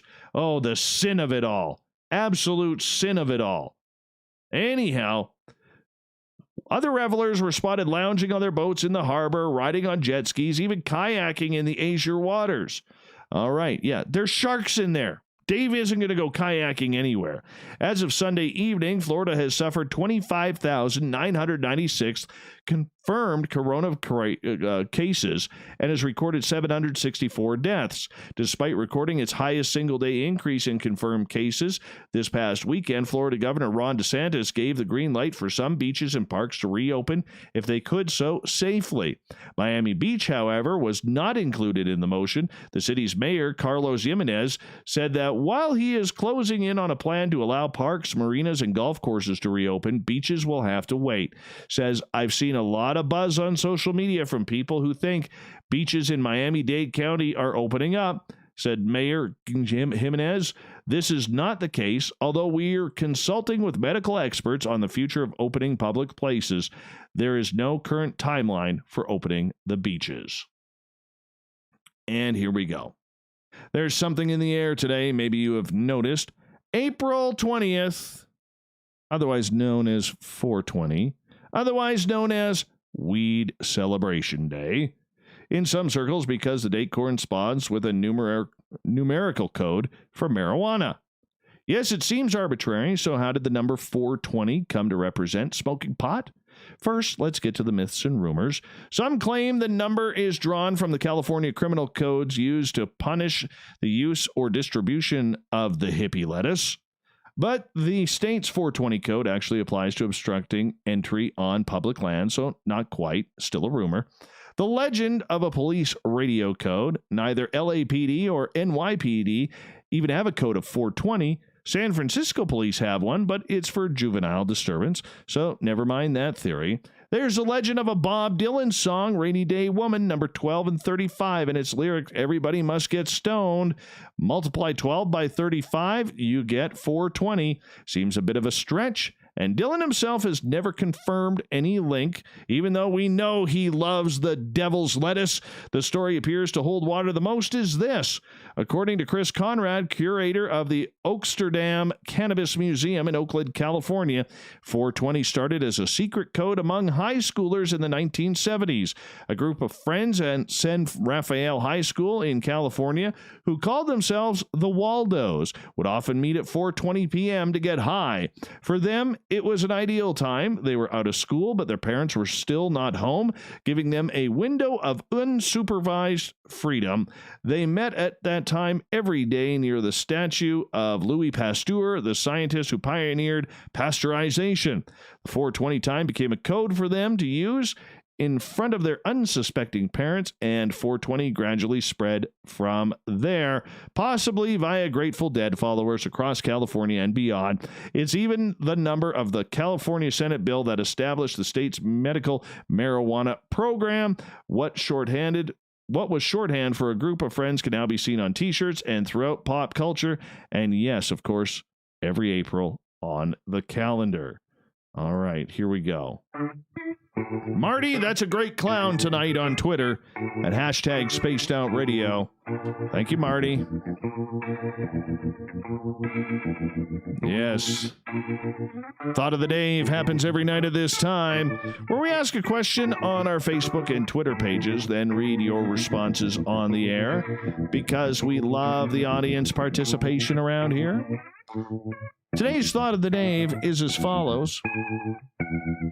In honor of Carl, the alien who showed up at my window 5 years ago on April 20th, what would you do if you were alone and came face to face with an alien? 1. Is it a good-looking alien for subjects for its sex research? Or is it the ugly alien looking for subjects for its sex research that you send over to Dave's house? What? Really? Boom, right in the stomach there. Marty, I'd poke him in one of his big black eyes. And by the way, here's your Thought of the Dave clown for the night. Thank you, Marty. Shanna Banana. We love Shanna Banana around here. I would take a deep breath and ask if they brought pancakes. Oh, my goodness. Cynthia, I'd break out the Reese's Pieces. Audra, I'd like to think I'd attempt to communicate, but knowing my luck, I'd hyperventilate and pass out. Joe, if you're cold, they're cold. Bring them inside. Ronnie, not sure. I can't remember. Rahonda says she would faint. Yes. All right, moving on here. Nikki, totally depends on which race, species of alien, and what their objectives were. Serena, I'm torn between. Tell me everything. How you got here? Where did you come from? Where did you go, Cotton-Eyed Joe? Can I even lift and have a lift to the Orion Nebula? Got some unfinished biz up there, and just because today, pass the pipe, this is really why you're here, isn't it? Chuck, right now that would be quite embarrassing with the TP shortage and all. Robin, ask, do Star Wars and Star Trek have wars in galaxies far, far away? Melinda, check my clock because I'm about to have missing time and demand they leave me physical evidence or the deal's off. No evidency, no takey. James, nothing except peacefully minding my own business. Freedom to travel works both ways. Tina. Probably what Heidi Hollins did when she found them in her house. Grab one by the neck to get it out. Oh, yeah. Heidi's one tough lady, too. And Heidi followed up with that. She goes, well, they weren't invited. They weren't answering me, and they froze like a deer in headlights. Technically, I grabbed the hybrid-looking one by its little jumpsuit, but close to its neck. I did offer it a cookie later. That is amazing. We got to get Heidi on the show to tell that story. Sparkles. I would stay very still so not to scare the being and try to communicate with it telepathically. If that did not work, I would verbally welcome it. Gail. Oh, I would never invite the little intruders into my home, so if we came face to face, it would be a hostile meeting. I would grab whatever was closest to me at that moment, and I would pummel the daylights out of it. Now, Gail usually has a taco within reaching distance, so whatever alien comes in is going to get beaten with a taco. Soft taco, too. Kelly, at this point, I'd ask if he wanted a beer or just to take me for a ride to get me out of this house. Nicole. Maybe ask him to help you remember more of your time spent with him and how to access the information he's already given you. And like Melinda said, some physical evidence would be nice too. Then take a ride. Buddy, soft cuddly alien or acid blood alien? Be specific, Dave. Gil, ask what they want. Cable guy Matt, he just wants a picture. Terry, take a selfie and try to communicate with it. Tim, probe him before he probes me. No foreplay either. I'll bring the gel. We don't need no stinking foreplay around here. Oh, that's bad. Michael, I would rebuke him in the name of Jesus and then send you to Dave. Oh, thank you. Like I need more aliens. Shauna, beg them not to hurt me, then share a nice pot of tea and a joint while asking a million questions, then finally asking them to heal my body and soul. If they have the technology, and get them to take me for a zoom around in their craft. Jennifer gets one of the second final word. She goes, I would die. And the final word goes to Mr. Alan Greenfield. Make buckwheat pancakes. If they're good enough for Joe Simonton's visitors, they're good enough for mine. Oh, yes.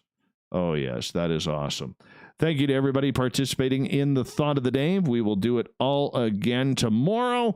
And thank you to everyone for playing along on Twitter at #SpacedOutRadio and on my Facebook page. That's where you can find the Thought of the Day.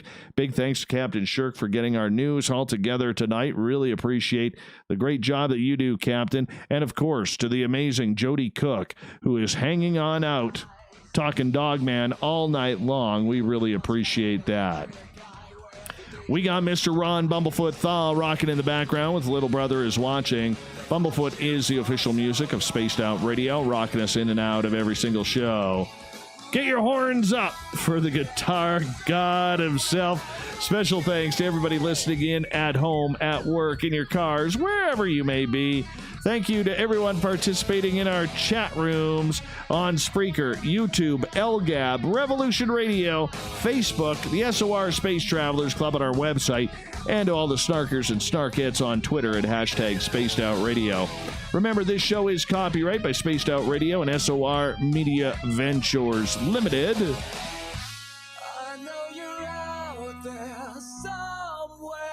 Thank you so much for taking the time to hang out with us, sharing your evening with us, because together, my friends, stay in line, don't make a mistake. We're watching. We own the night, Mr. Bumblefoot. We need a favor. We need you to take us home.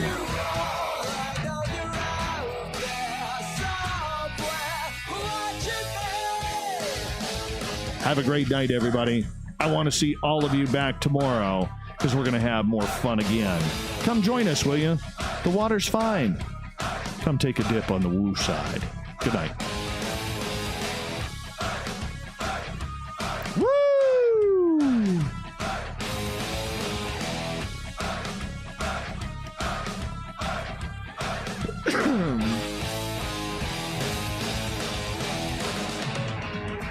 Bingo! Another one done. That show flew by, everyone. That show flew by.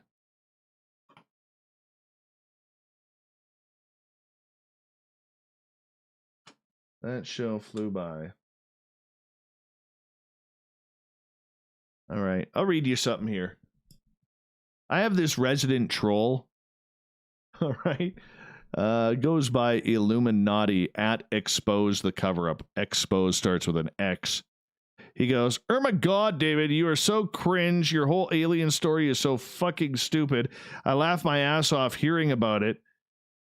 I disliked the video and moved on. Quit radio, douchebag." That's my friend, my troll, Illuminati. I think I've had enough of him because he's just a scumbag. So we're going to block him today. Yeah, we're going to block him. That's enough of him. Usually I don't block people. I hate blocking people, but you know what? He's a scumbag. He's a scumbag.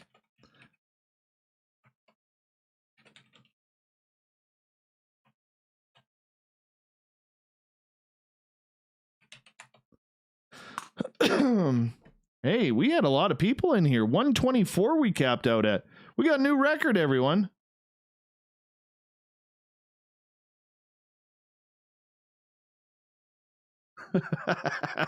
Thanks, Overbuilt. Oh, you guys are hilarious. I love you guys.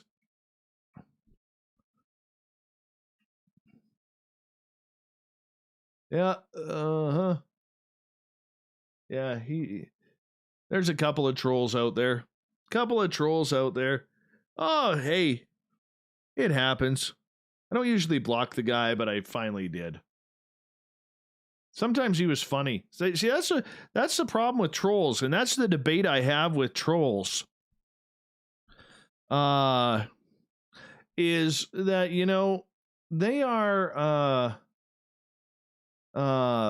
trolls are very they're unique because sometimes their snarkiness is absolutely brilliant. Now, when you get somebody like this Illuminati or Peanut Butter Rolls or somebody like that, you know, I don't mind snarkiness, but it's when they make it try to make it personal. That's when I have a real issue with things, right? It's like Peanut Butter Rolls when he got when Peanut Butter Rolls got punted from the chat room. It was because he was insulting our guest, you know, and he was insulting people who were in the chat room, and it just was a scumbag move, right? Absolute scumbag move. And, you know, I said to him, if you want to come chat, come on into the YouTube chat. I said, we'll give you a chance. I don't care. Right? Right? But, you know, there's certain things I do and do not allow. And I do not allow any type of personal attacks on any of our guests. I just will not allow that. And if you want to, like, for instance, this one troll one time went after my buddy Rich Giordano, you know, trying to accuse him of some pretty heinous things. And you know, when you're making those type of false accusations, you need to be reported. So that's kind of the issue that I have. I mean, you know, people are going to be people. And like I said, sometimes the trolling aspect, honestly, I think it's hilarious. I really do. And I think it's, you know, there's a lot of times when a lot of it is creative, and you got to allow a lot of free speech. You have to allow, people to not be fans or get their little shots in. And sometimes we fire back just to have some fun, because it is fun. Okay. It's totally fun. But it's when people make it personal. Okay. It's when people make it personal that I don't appreciate that. And that's, to me, a very scumbag type move. When you're attacking people for no reason. And that's what I don't like. That's what I don't really put up with a lot. So, like I said, I rarely ban people. Rarely. I mean, I could go on Twitter right now and count how many people. This guy on Twitter he goes by Illuminati. Yeah, well, PBR gets the sympathy there because classy Brian Baker or B Baker doesn't like me. So, and classy B Baker doesn't like the fact that Rich and I are good buddies. Right? Like Rich and I talk like 3-4 times a week, sometimes 5 days a week. And they don't like that. So when Rich left Spaced Out Radio, it was like they were trying to start a rift in between, so that way Rich would, kind of beat me up on his show, so to speak, and that kind of backfired. It did. But what do you do? What do you do? Honestly. Bunch of poodles. That's what they are. Bunch of poodles. Like Richie and I. Oh, God. Now, Rich Giordano, I will say this. Rich Giordano, if you've never watched him, okay, you can't watch Rich like once or twice. You got to watch Rich and get the flavor of him. That dude is one funny man. He is hilarious. I watch Rich before every show. When he is on the air, I'm watching Rich because I just find him so hilarious, so funny. And yeah, he can grate on people, but you know what? Who can't? I can. Okay, there's certain things that I talk about that absolutely grate on people and whatever. You're not going to please everybody, but the main thing is Rich is funny. Rich is very, very funny. And he makes me laugh. And that's why I enjoy warming up and listening to his show before we come on the air and do ours. And so that's kind of a really cool thing because, when Rich is in one of his moods, and he's firing on all cylinders, I don't think there's too many better broadcasters out there. I really don't. Renee, why do fools do that sort of thing? I don't know. Maybe it makes them feel better. Who cares? You know what? Who cares? It's really no skin off my back, right? Like, hey, it's the same thing with people trolling all over social media and everything like that. Good night, Lie. Good night, Lie. The same thing. But people take that shit so personally. And you really, like I said, the only time I get personal with it is if somebody tries to make it personal, and there's a crowd out there that feels that they gotta go for the jugular or they gotta go for the throat, and they don't care what they say or what they do, and they'll make any type of accusation that they possibly can in order to try and rattle you or rattle people from listening to you. I haven't had that yet, but there comes a point where you just say whatever. I've had this one troll on Twitter. He's gone now. I blocked him.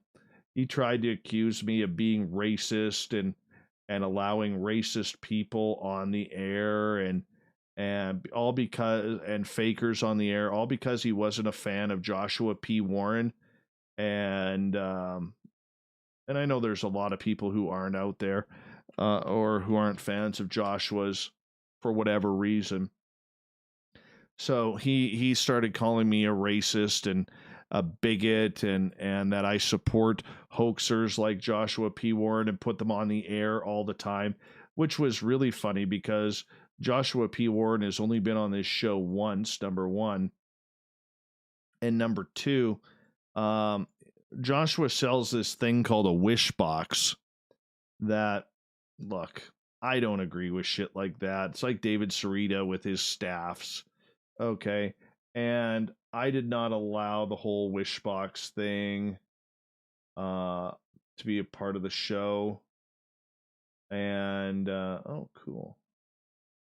Anyways, well, that seemed to just the fact that I had Joshua on who this guy absolutely hated.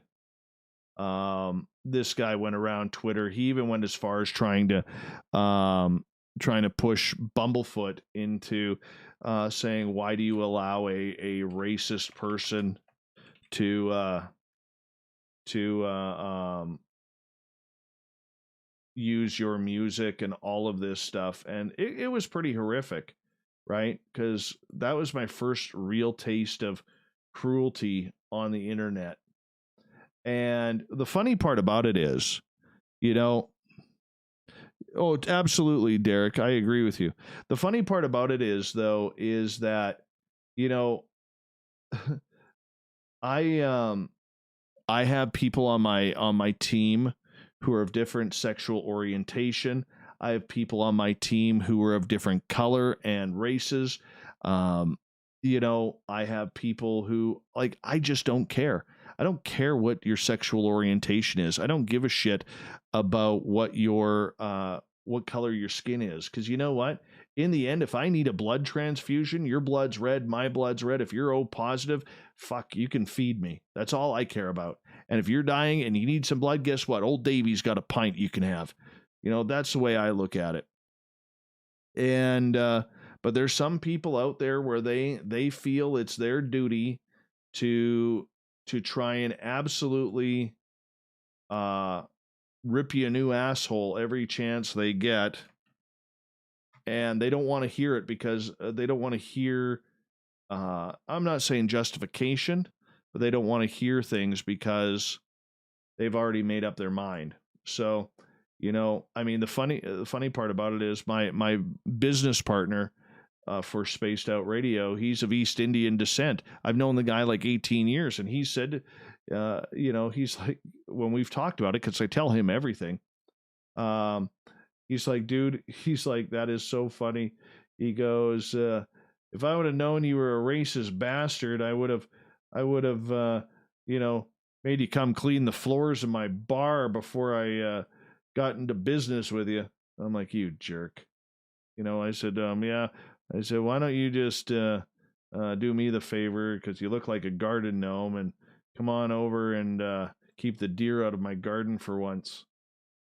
So it's not much I tolerate. The fact that my mother's sister is black, my cousins are half black. I don't have much tolerance for idiots like that who want to make stupid accusations that have absolutely no basis on anything. It's not cool. It's not cool at all. But you get the people who just got to take things too far, right? I had to let one of our weekend hosts go because she called a listener a very, very horrid name, right? On Spaced Out Radio time. So, I mean, killed me, but that's what needs to be done sometimes. And unfortunately, there are battles when you're in this position. There are battles that you will never win. So you just, you're damned if you do and you're damned if you don't. So you might as well just take the better road and just shut the hell up. Right? So is what it is.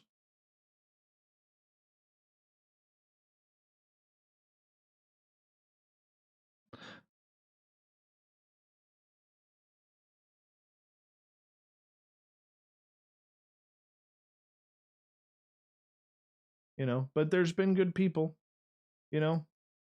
Good people. I would say 99% of the audience is absolutely awesome.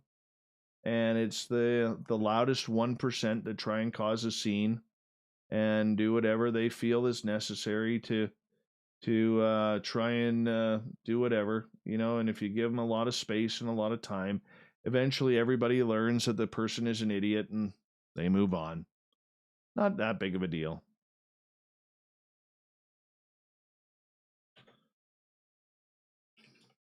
It's all, look, here's the thing you got to know about this, okay? Oh, I'm not saying this to kiss ass or anything like that. Here's the one thing that I will say about all of that. You have to have a very thick backbone for this kind of stuff. And the minute you put yourself in the public eye, you know it's coming.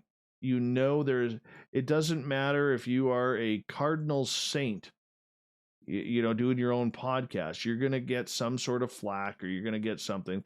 And the more popular that we become, the more it's going to happen. So, the sad part about it is, hey, I know there are people who don't like me out there because they maybe just don't like the show, or they don't like my sound, or they don't like the way I look, or whatever it may be. I don't really care.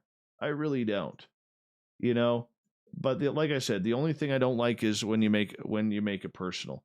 And like, say for instance, somebody takes a shot, and it hasn't happened, but if somebody took a shot at one of my kids or something along those lines, that would be fighting words. That would be complete fighting words. And that's where I draw the line. That's where I draw the line is, if you come after my family or something like that, you know what? Whatever.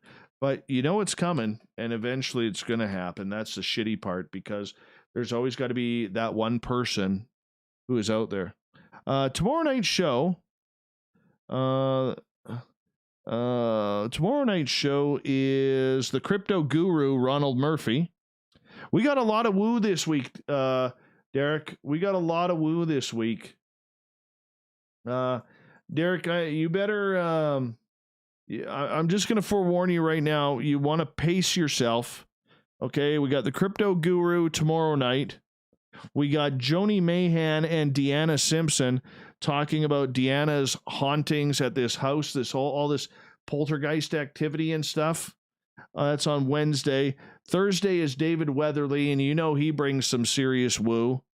And then we got the round table, which we need the woo word bound for the question from you, Mr. Rahman. We need that. It's got to happen.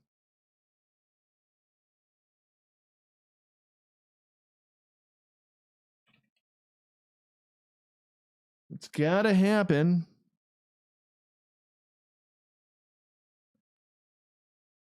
No, I'm not interested. There are certain people that I'm not going to bring on. I just don't want to deal with the BS. I just don't. And I'll tell you, I do take a lot of, there are people I won't bring on this show because I don't personally agree with what they stand for or whatever. And there's people out there who the audience doesn't agree what they stand for. And, we got a lot of brilliant people who listen to this show, way smarter than me. And the one thing that I will say about our audience is that I really trust your guys' opinion when it comes to guests. And if there's somebody out there that's, trying to pull the wool over people's eyes and steal money out of their pockets for whatever the case may be, I don't even want to go there. Why waste the time? And the fact is, like, for the first long time, this show, I was very naive to a lot of these people.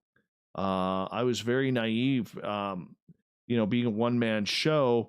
there were times when, you read their bio and you listen to a couple shows and you see who they've gone on and you're like, oh man, I should try and get this person. And you get them. But, because you're not listening every night, like a lot of you are, you don't know who the,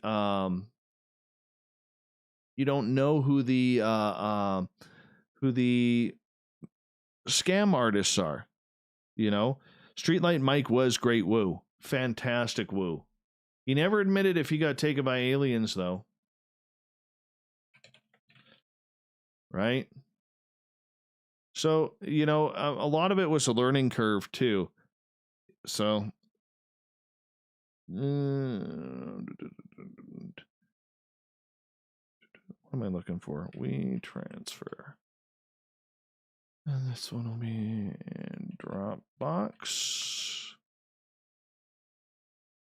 So let's go here. Do do do do do do do do do do do do do do do do. Do do do do do do do. Okay, I hate this shit. Okay, so let's just go like that, and let's just delete this. How about that? Can we do that?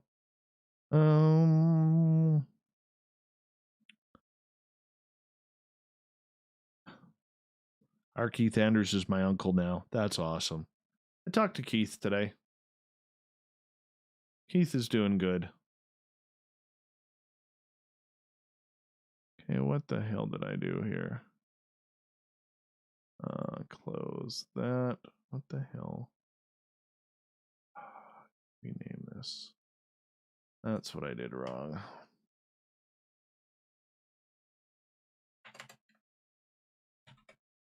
All right. Where are we be? And let's upload folder. Give me 2 seconds, everyone. So that way I can get this stuff started. And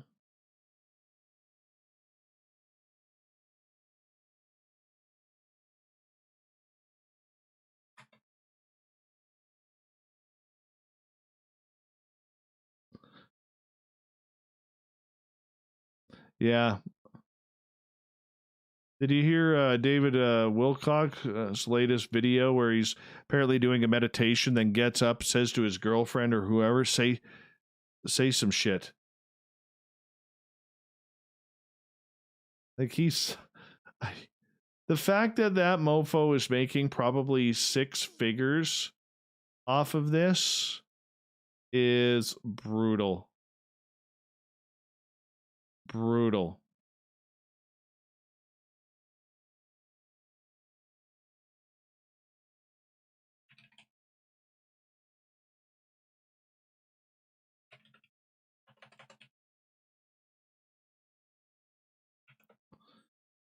Bear with me.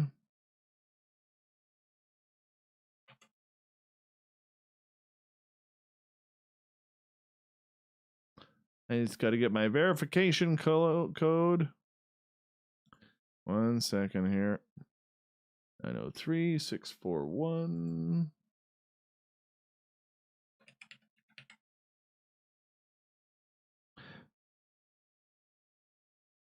Oh, we try. We try.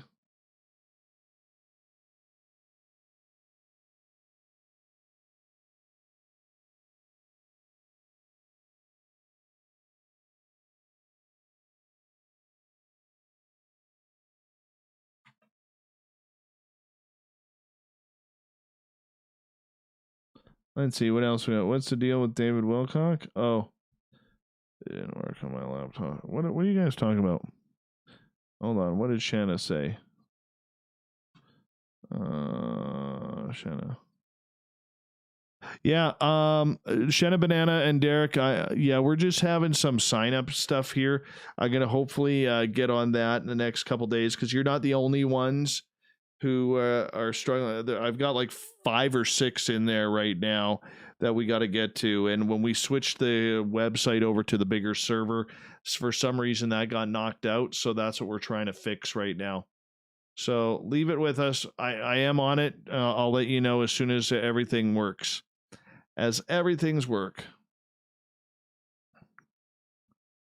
Yes. Yes. All right. Do I need anything more on Twitter?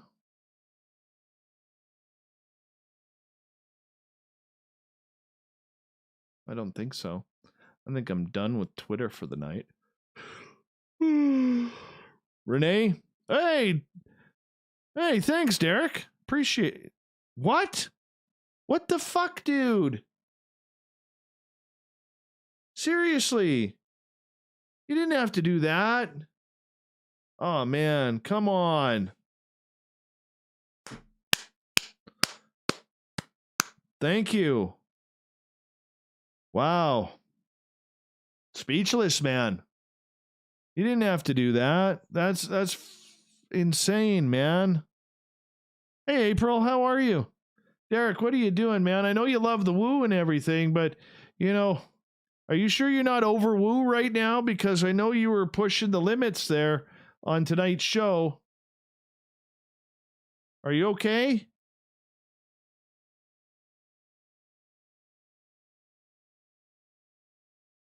Holy man, thank you. That actually means a lot. That means a lot, man. I appreciate that.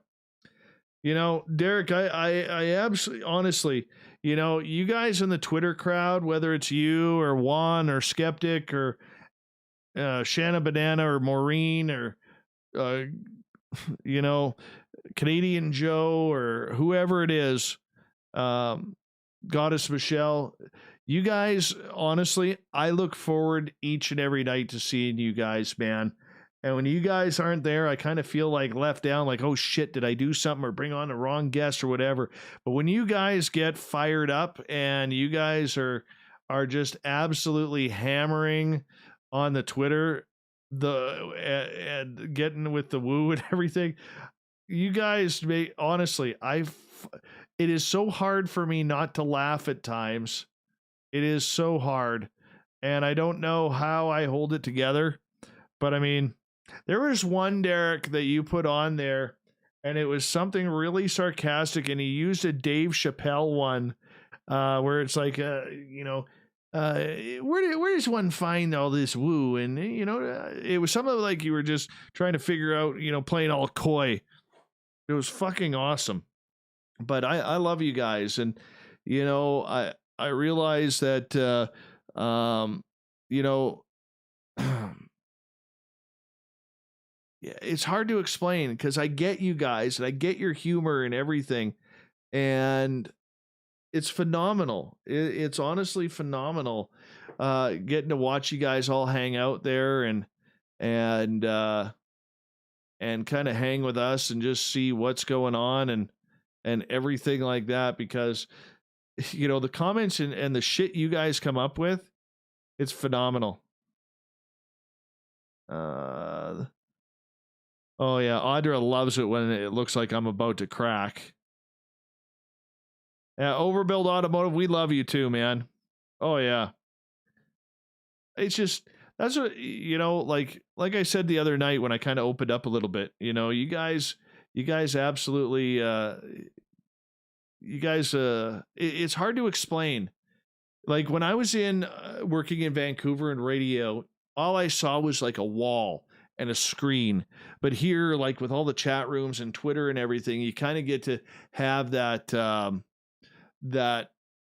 bond and that connection with people. And, you know, you almost kind of like, on my end, being in the chair, you want to make sure that you're not fucking with the audience, and you're not messing around, and, you know, you're taking what the audience says seriously, and you know, because no audience, no show, no fun, you know. But the fact that you guys commit to being here all the time, man, I mean, that is awesome. It's awesome. And that's what keeps me going a lot. My SOR shirt is on Twitter. Granted, I put a cat face over me. I know. But I saw the real deal, Spook Cat, and you shouldn't be putting a cat face over you. You're a pretty lady. Very pretty lady. I have no problem saying that. You know, from a solid 5.3, I have no problem saying that. Well, I appreciate that, Derek. And, you know, the fact that you guys put up with all this fucking woo, it's amazing, man. It's amazing. You guys are, you know, I honestly, and it's funny, and Corey can attest to this. Okay, Corey can attest to this when he decided to come in as being the booking coordinator. I said to him, we really have to pay attention to what the audience likes. And you know, everybody else is doing like they want these big name scientists in the field, and those are great to get and everything like that. But, you know, we want that story, man. We want that woo. You know, we want to be, you know, shoving that needle of woo in our arms and just injecting it, you know, and we've talked quite a bit about that, you know. You know, we talked quite a bit about that. I mean, yeah, that whole thing was just a little bit extreme, but we know what our niche is. And, you know, we know these scientists, whether it's TTSA or whether it's other people and other groups. Look, this shit's never going to be proven. Okay. Maybe that's why we've never, ever had, you know, like I get asked quite a bit. Every week I get asked this same question, you know, whether or not I've ever been visited by Men in Black or had things like that happen or had been followed. The answer is no. And I think it's because like no matter what we do, we're not a breaking news type of show. We're not, you know, we're going to be reaction. We're not going to be action. Getting action in this field is very tough. And, you know, in the end, we're about the experience, about what people are experiencing. Other people, they want the hardcore scientists, the Neil deGrasse Tyson type of people, the Michio Kaku types. You know what? Those guys know more about science in their pinky finger than I do in my whole body. And in the end, that's not what the focus of the show is. The focus of the show is about the experience.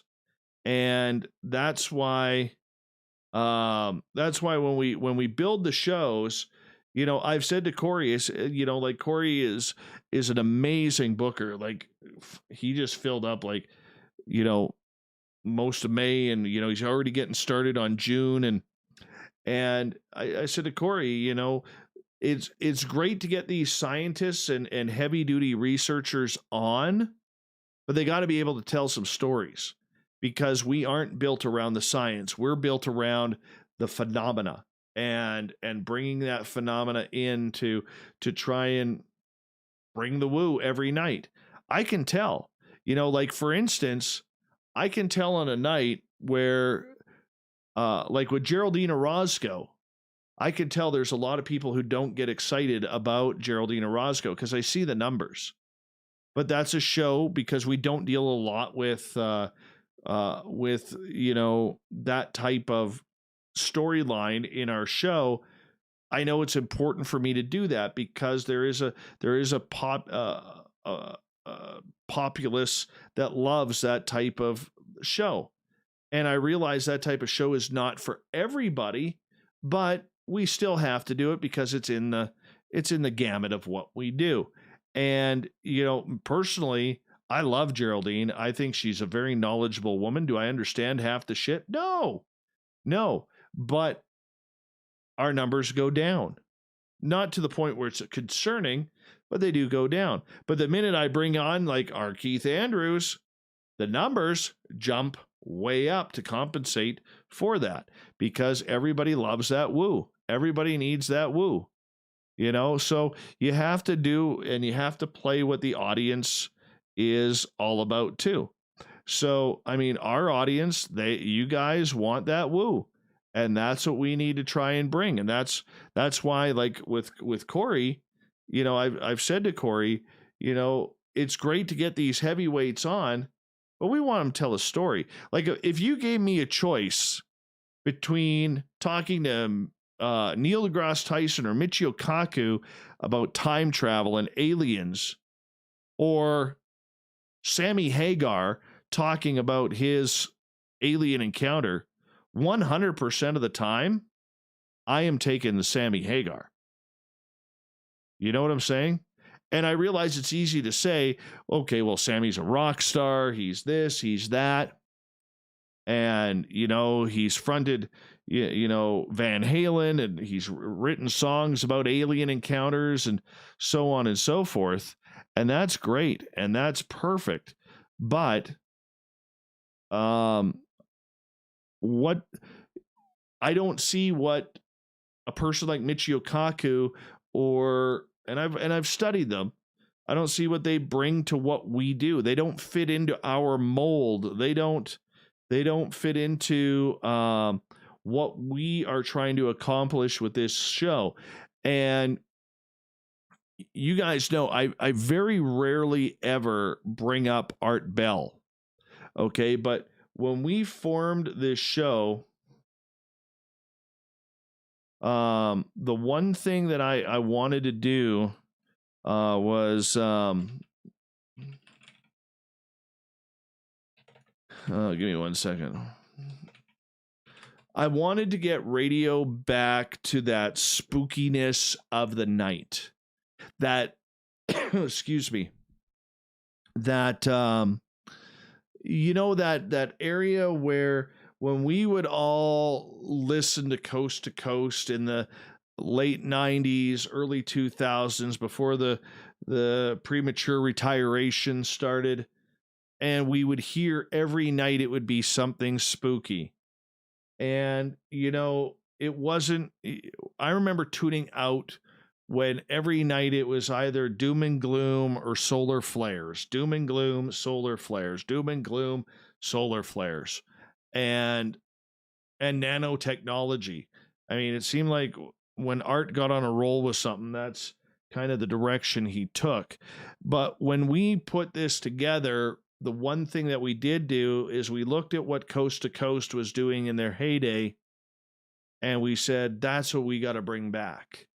And let's face it, Mr. Bell's best shows were when he was peak woo and mega woo and uber woo and super woo and spooky woo.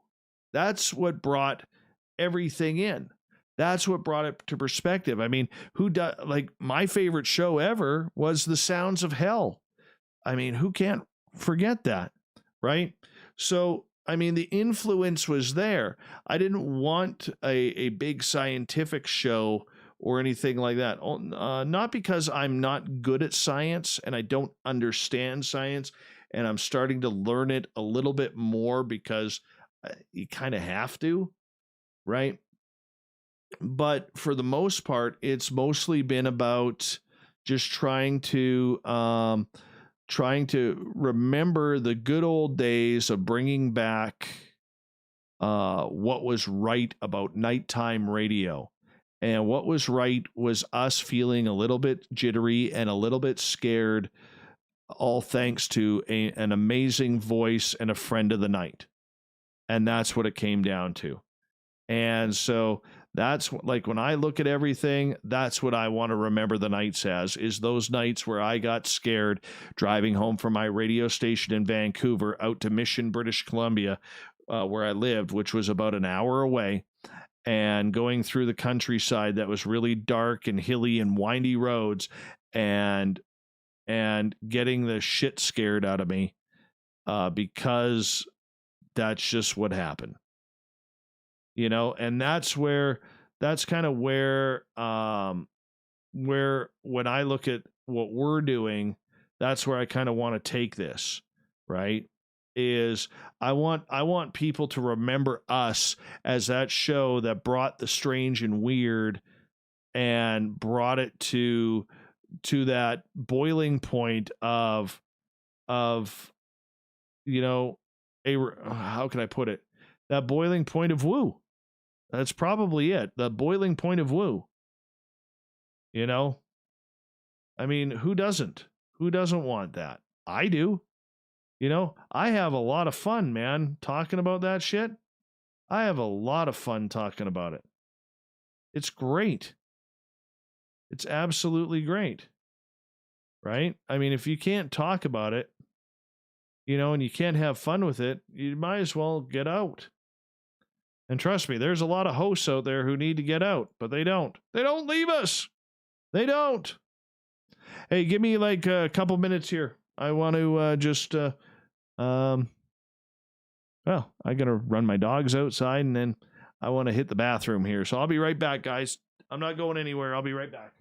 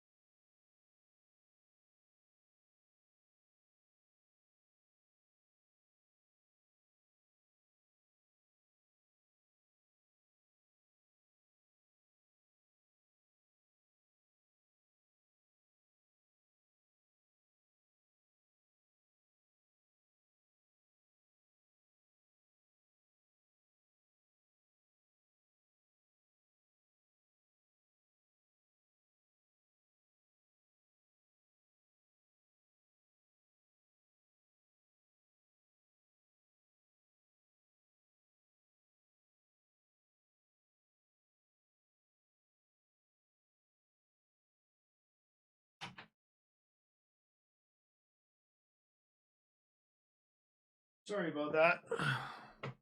Sorry about that. Can hear my dog outside. I wish I could play some Bubblefoot when I leave. The big thing is the big thing for me is I need to get my audio sorted out, and I haven't got.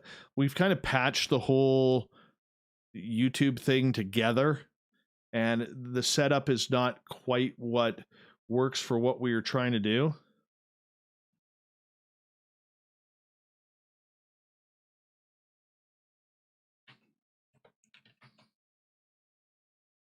So, yeah.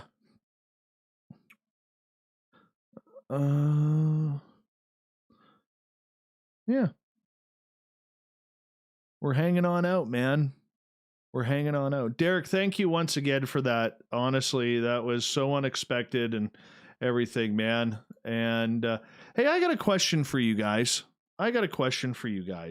This is something that I have always wanted to do. And I've never really, I brought it up a couple of years ago, but we're much larger than what we were back then. When all of this Corona stuff is over, Doug is fine. He didn't fart in the studio tonight, which is perfect. But, Doug is doing good. I took him on a long walk today, him and Shadow. And my little guy, we took the dogs out for a walk. So that's good. But here's what I'm thinking. This is what I would love to do.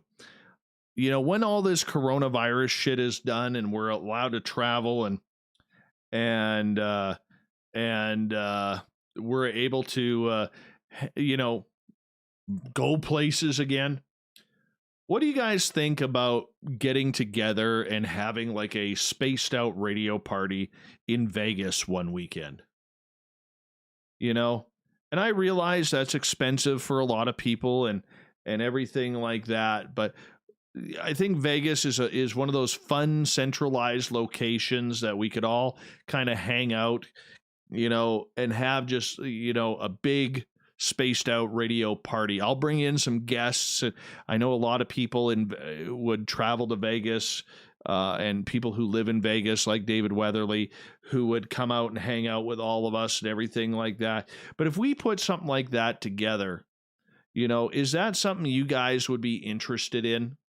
Is that something like, never mind the fact that you might say, whoa, that sounds amazing, like right now. And it's not a conference or anything like that, but I'm just saying a Vegas meetup. Is that something that we would do? Is that something that we could get more than like 25, 30 people to just come on and hang out and do a Vegas party? What do you guys think? I want the honest truth here. Don't blow sunshine up my ass.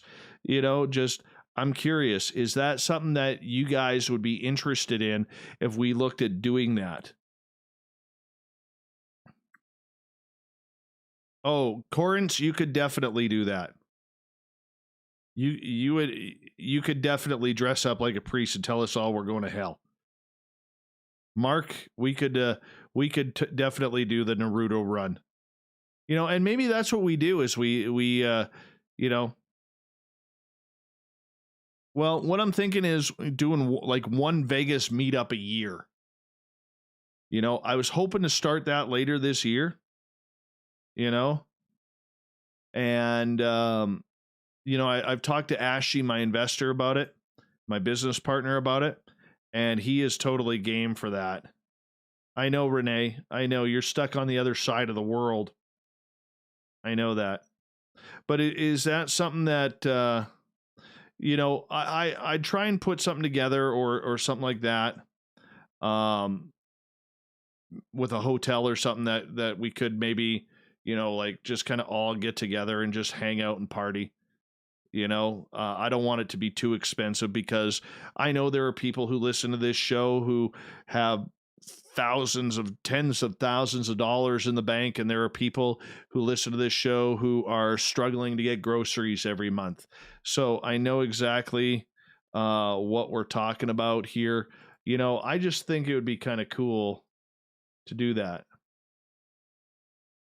You know, we could try and do it live. You know, we'd do something. You know, we definitely do something. You know, probably because of the coronavirus, depending on how long this goes, we may have to delay it until like the spring of 2021. But that's what I'm thinking of. Is if we did that, you know, like it's not something that I'm gonna all of a sudden say out of the blue. You know, hey, in 2 months' time, we're going to be doing this. No, I want to give everybody an opportunity to, you know, if this, like for some people, this might be your only vacation that you've taken in years or whatever. And I want to make sure that if we do something like this, that it's something that everybody has the opportunity to save up money for. And, you know, because obviously there will be people, including myself, who would have to save up for something like this. And so it would be something that I would give, I'm saying like 6 months notice, 6-7 months notice to try and put together and kind of go from there. So that's kind of what I'm thinking. If that's something that would interest you guys, and I know there's a lot more who aren't in here, April, because it's not a conference. I am looking at doing that, but that might actually happen a little bit sooner than you think, April. So that I got to talk to. Actually, I'm going to talk to Mike Brown tomorrow about that from Dark Poutine.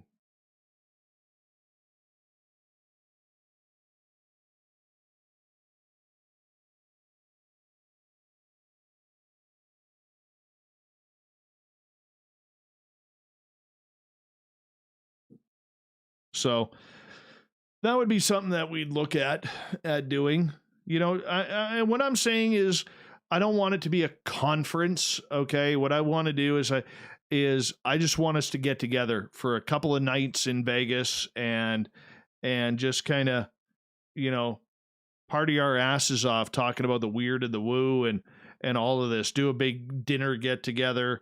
You know, like I don't want like 200-300 people there, although that would be kind of cool. But, you know, like get a solid like 40-50 people there and just kind of party it up and go for dinner and, you know, split off, do what you want. Yes, Greco, you could wear your Speedos. Just put a shirt on to cover up the back hair.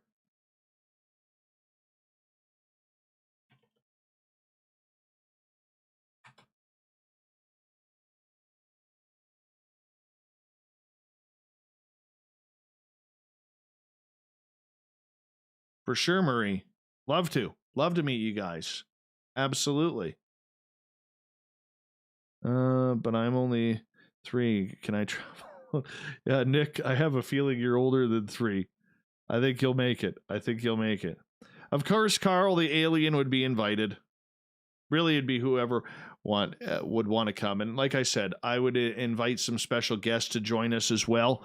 So that way you guys could have the opportunity to hang out with people like David Weatherly and Rich Giordano and a number of others who would be in that area. But that's something that I would definitely want to do. You know, I'm not scheduling any ghost tours or anything along those lines. But I just think it's funny. I think it'd be great. I think it'd be great if we did that.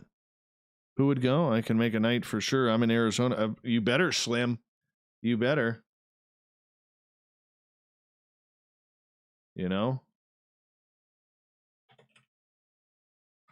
You better. I'm not bringing my chainsaw chaps, Lisa. I'm not bringing my chainsaw chaps. Okay. That sounds cool. That sounds cool. We should almost put it like a board together to make this happen.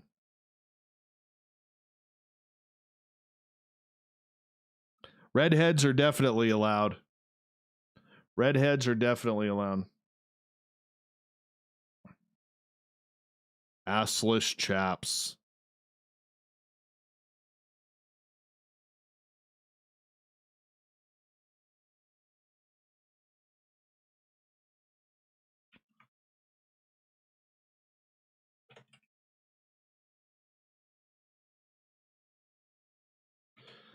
So, yeah, I figured let's do that. Let's do that.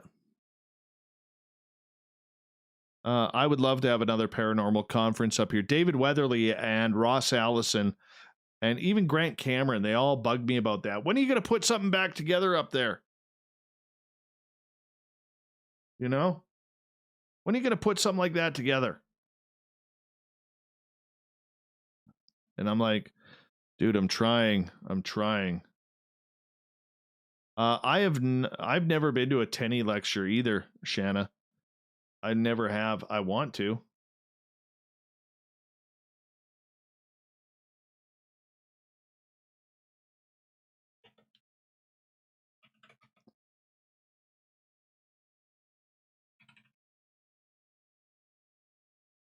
Yes, I have chainsaw chaps. So that way when I'm cutting down trees, my legs don't get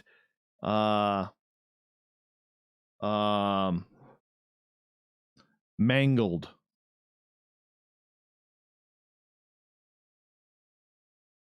I would autograph your Speedos, Greco, and I'd even let you choose the color Sharpie, silver or gold.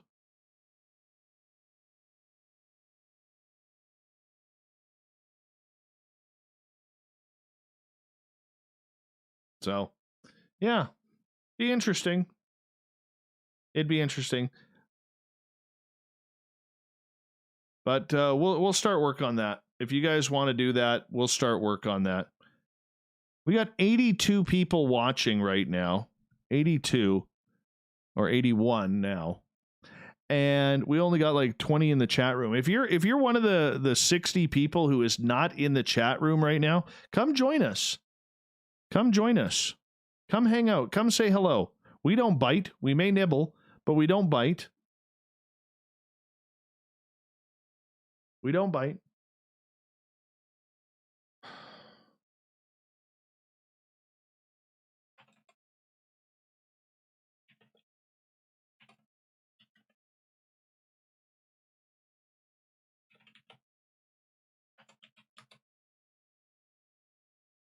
I would see if Tenny would come. I would see.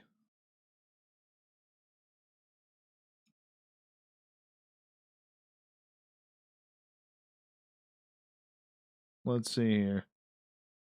So our chat is a parana. I can't believe there's still 80 people watching. It's amazing.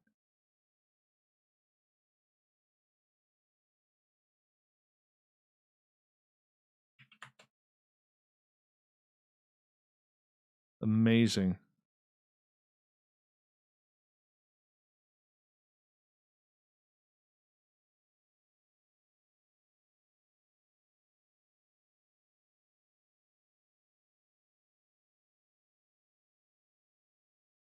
Well, everyone, I am going to head off to bed because my little guy, hey, Nathan, how you doing? Hey, Tony, how you doing, man? I run a Steel 250. That's my chainsaw, 18-inch cut.